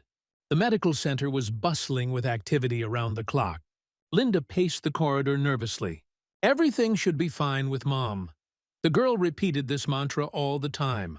Exhausted, she sat down by the wall. Suddenly, someone stopped next to her. Linda recognized the man who promised to help. He said he saw how much she needed the money. The girl did not object. It really was so. A thought flashed through Mel's mind about why Roy Thorne hadn't helped her. But he didn't ask it out loud yet. But the girl, as if guessing his thoughts, explained herself that she did not want to pester her friends and relatives with her problems. Mel looked at Linda carefully and thought about something intensely. A black car stopped at the central entrance to the medical center. Stan Baker got out and ran to the hospital. Linda and a tall blonde man came out to meet him. "Who the hell is this?" Stan asked the man. He snorted contemptuously. "But who allowed this scum to talk like that? Let him get out of here immediately." Stan took a fighting stance and explained that Linda meant a lot to Roy Thorne, so she was under his protection. If a man had bad intentions, let him imagine it. Mel simply exploded with amazing energy. She was so powerful that but he had to protect Linda somehow. He rushed forward, shouting at the girl to run away faster. Mel stopped the guy with a plea. Too late. Thorne had crossed him first. Now he would have to pay for it. Then he looked at Stan and mockingly said that the little girl was asking him not to kill. He would give in. Let the rival live. For now. Linda screamed angrily. If that's the case, let the man pay for her mother's treatment. He promised. Mel replied that all the events had nothing to do with the girl or her mother. And what's more, he really had promised. In the Lenin family, promises were kept. He would pay. But Linda was underneath him. The girl looked at him with naive blue eyes. She believed that he was a good man. Let him just try to harm Roy. She would not forgive it. Roy was meditating, his aura glowing with a calm blue light. He was balanced and focused. The guy remembered how Mel had drowned his bloody puppet. Now he needed to restore the blood. Lenin was enough trouble. He would ruin a lot of his blood in the future. The mobile phone came to life. Puklik's number came up. Roy answered the call. Did something happen? Roy didn't like what he heard in response. The guy frowned angrily. His energy, which had been flowing in smooth waves just a few minutes ago, turned into a storm. Roy approached Lenin's yacht. Mel stood on the open area and watched him approach. Lenin asked sarcastically how he decided to come here. She was dressed in a smart dress and surrounded by flowers. Everything was arranged as if she were dead. But the girl was still breathing. She was alive! What was that bastard up to? Lily was tied to the mast. The final touch. Mel tugged at the sheet covering some kind of chest. It turned out that it wasn't a chest, but a coffin. And Stan was in the coffin. Mal was pleased with the effect. He saw Roy turn pale. It put him in a good mood. Did he like the surprise? The guy didn't understand what this performance was for. What was Mel going to do? Lenin replied that it was simple. The plan was called wedding, and Roy would be the funeral gift. The guy understood what was being said. A posthumous marriage. Isn't that too much? Mel laughed madly. It was all over. The boy had no help. Even Olivia couldn't help him, unless she didn't care about the Bai family, and he had already sent people there. On the Demon Star, such things were normal for Roy. But here? The boy carefully felt for his scythe with his hand. Mel watched him from under his forehead. They stood opposite each other. Who would attack first? With his scythe pulled far, they landed on the deck of the yacht. The sudden movement above did not go unnoticed by the guy. A man with a huge axe was flying towards him, but he didn't manage to fly down. The swarm scythe stopped the man halfway. All the victims were engulfed in bloody flames. Good! Roy decided that he wouldn't hold back either. He used the demonic technique, Bloody Child. The red energy in the form of a spiral flower opened its petals. After a while, there were only corpses on the deck. Roy and his assistants dealt with all of Mel's bodyguards. It's the end for Lenin. He calmly said that he had to admit Thorne's extraordinary strength. No one expected the guy to survive an attack by more than 100 specialists. Mel walked around the large energy sphere and continued. Roy's power had almost reached level S. It was only a little bit short.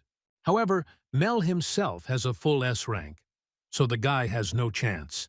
Roy responded that Mel's stored energy would be to his taste. He raised a wave of his energy and threw it into the attack. The forces converged, but the white chalk energy absorbed the black swarm. Roy watched in amazement and stopped interfering with the lives of others. The guy stepped back as far as he could, leaving the ridges of protection in front of him. It's time to act. The bloody baby, having received the command, started off. He flew above the deck, cutting through the air. He held a scythe in his hands. Black and red energy swirled around him, creating a strong protective barrier. At the same time, Roy rushed to attack. He flew slightly higher, holding the broad-bladed sword tightly in his hand.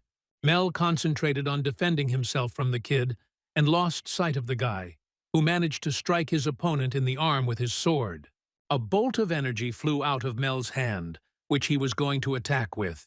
It did no harm, but Roy, having gathered maximum energy, killed her with it, so that Lenin was blown to the edge of the deck. He sat there, stunned, leaning on his hands to keep from falling. Roy came closer and laughed triumphantly. He had a strong opponent, but that strength would not save him today. Mal struggled to his feet. He said he had never met a time traveler as strong as Thorne, and he suggested they have a great time. He lunged forward again, and a stream of energy rushed towards Roy. The guy tried to cut her with a sword, but she came to her senses. Roy managed to catch her, not allowing her to fall. At that moment, a noticeable blow to his back made him cry out in pain. Lenin did not miss the opportunity to hit his opponent. Lily's eyes widened. This is all because of her.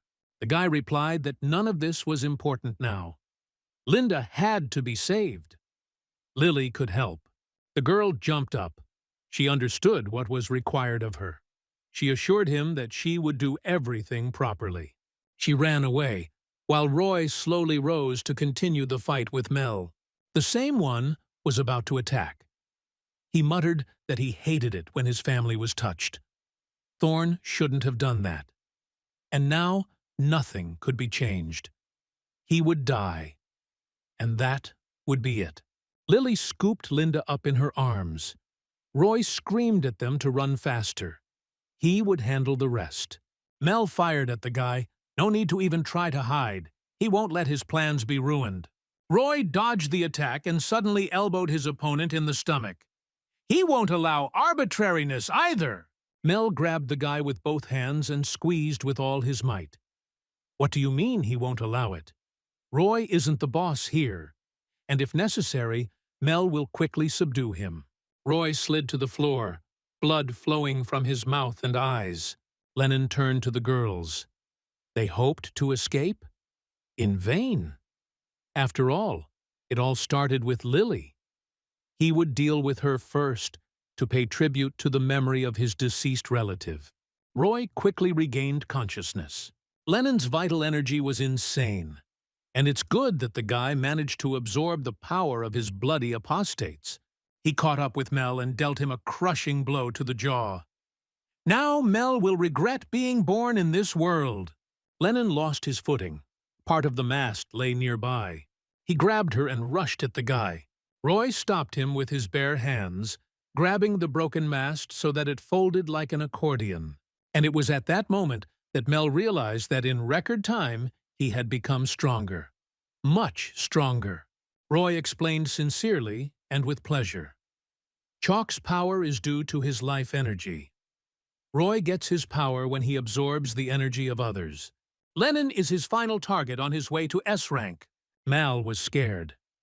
He looked at the guy and realized that his chances for victory were lost. The next moment, Roy sent him to another world. The guy went to check on Linda. She was still unconscious.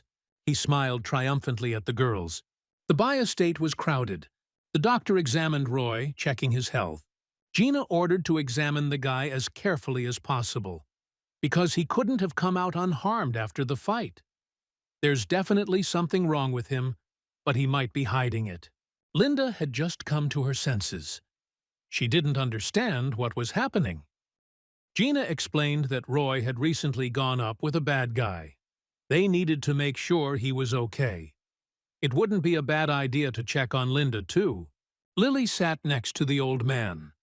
She watched Gina's incredible activity. It was astonishing. In the Bai family, she was the only one so restless. The old man answered good-naturedly that young people usually have a lot of energy, and that's normal. Lily was worried. What would happen next? The Bai family was safe. Roy had defeated Mel. But would the alliance leave them alone? After all, the Lenin family seemed to have quite a high status. Olivia explained that the top of the alliance is the governor and worried Alex. All the elders had already reported this information.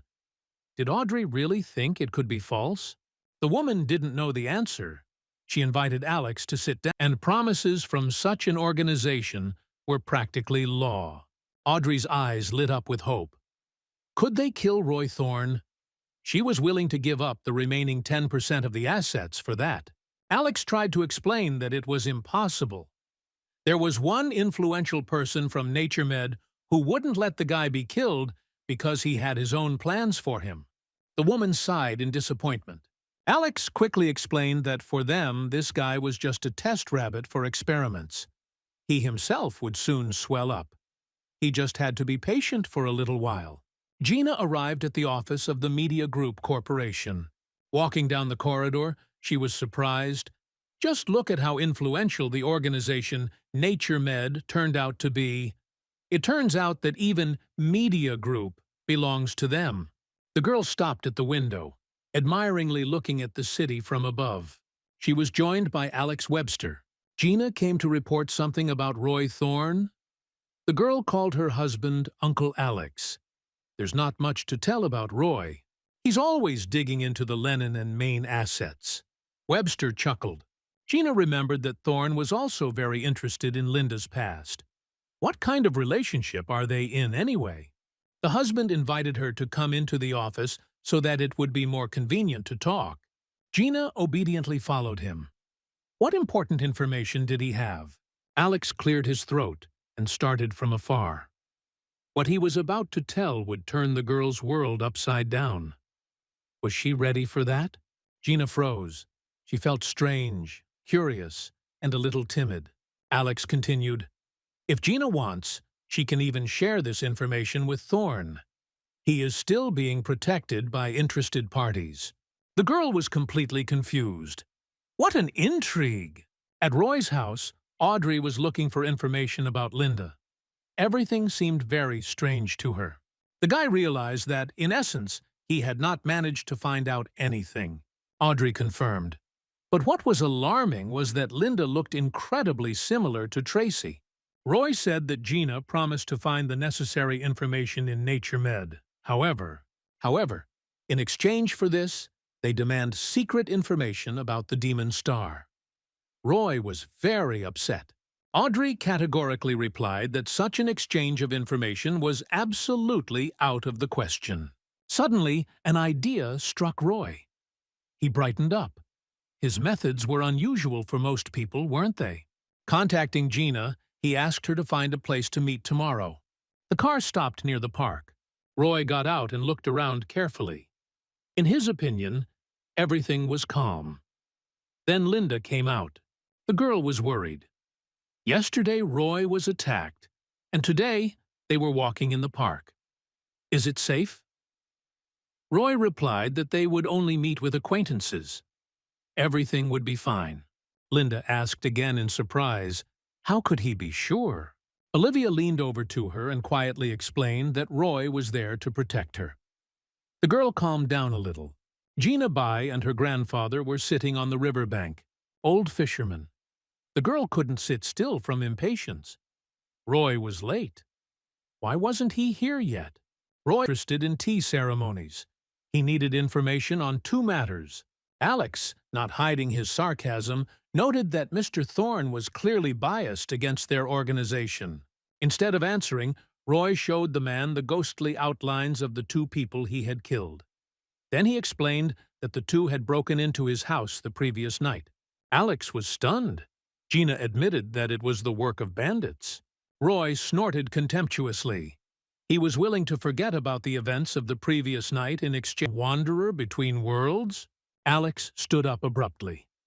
The guy already knew about the origin of this world. It seemed Roy knew more than he expected. Yes, was going to become the head of the Thorne clan? Alex thought out loud. The Thorne family had good connections at Nature Medi. That was probably what the guy was interested in. Gina asked how influential the Thorne family was. Influential? But the Thornes are one of the richest and most powerful families in the country. Their influence extends to all areas of life, and their power is simply astounding. The girl looked thoughtfully after the departing guy. And he is brave. He fights the Alliance, and he is also going to confront his own family. Roy moved automatically with an absent look. Linda asked worriedly if he was okay. The guy reassured her. Everything was fine. He was just thinking. His thoughts revolved around the information he had received. Linda is not Tracy. But still, a part of her. Tracy's soul was destroyed. So only a part of her is in Linda's body. That's why he couldn't see the connection between them. Everything here was lush and pompous.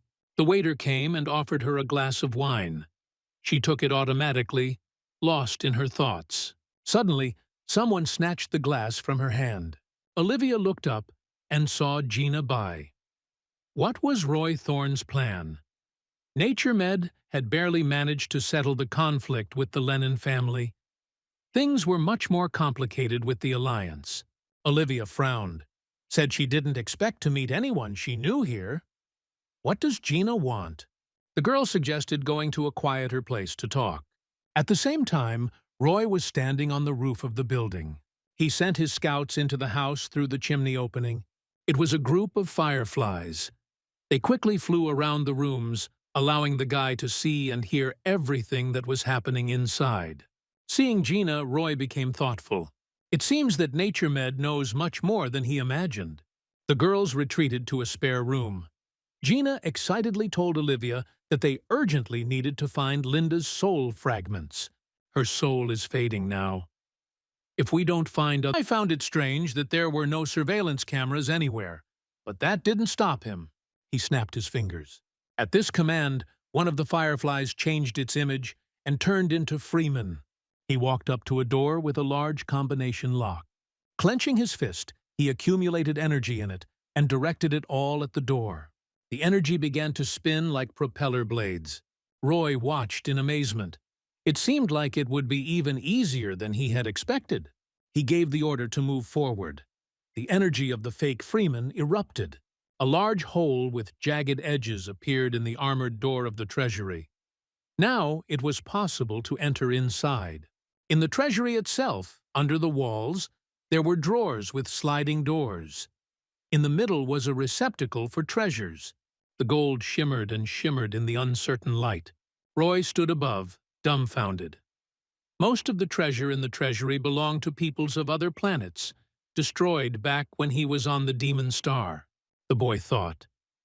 This world was full of secrets, and they needed to be dealt with. But Tracy's soul was a priority. Freeman's double in the treasury listened. He was alarmed by the noise. The sudden burst of energy hit me unexpectedly and powerfully. The swarm above felt the blow. What had happened? Were his spies attacked? The man standing in the middle of the treasury could not understand how the intruders managed to get in.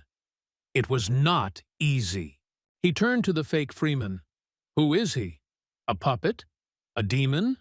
Although what difference does it make? It's all the same to him. A slipper. He looked closely at the uninvited guest. The guy was shaking with horror. There was an explosion of such incredible power that everything around simply turned white. The world lost its colors. Roy realized that the treasury was guarded by a monster from the Great Heaven Descendants clan. This was a problem. Because Roy's strength was S-rank, but the monster's strength was several times greater. Roy couldn't lose. Not now. He had to save Tracy. Together with the demons of heaven and earth, he descended into the treasury of the North Atlantic Alliance. A monster in human form was waiting for him. It was a mountain of muscle. He was surprised by the boy's determination. Not everyone would dare to come down to him. What was his name?